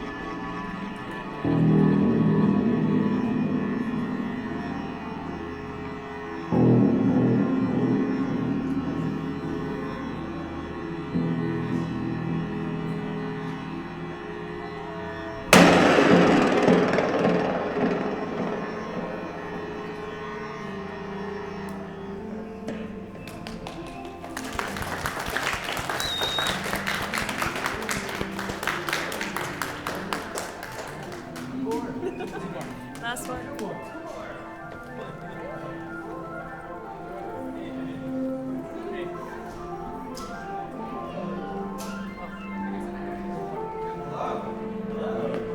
Welcome to Mini Blade. Awesome. Can you tell us, just introduce yourself real quick, and then we'll.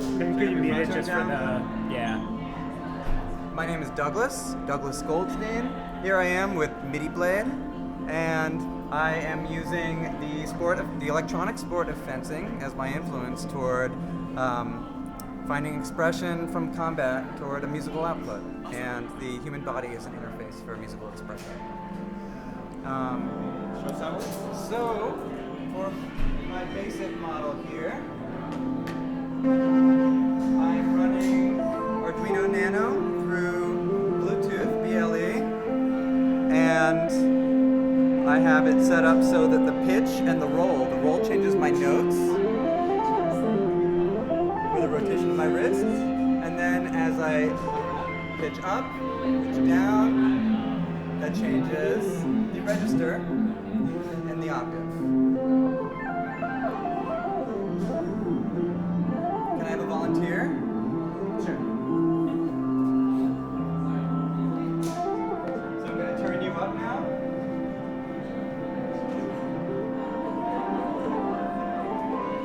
Okay, now we can make love while making war. Okay, I like love and war. And then what happens if we try and just move slow and try and find some expression in each position? Like if we do opposite things, if I go low while you go high, and we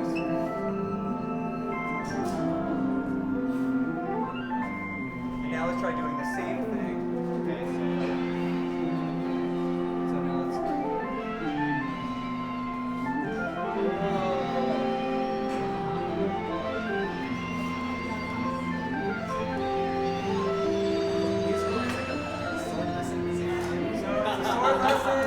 for swordplay, for musical composition, and every time you play, you'll have a new generative composition as the output. So I'm excited to keep developing it. Thank you so much for stopping by. All right. Thank you. Woo! I don't know how many projects that was. 128. Devin knows exactly how many it was. Let's give a big thank you to everybody who's been helping with this.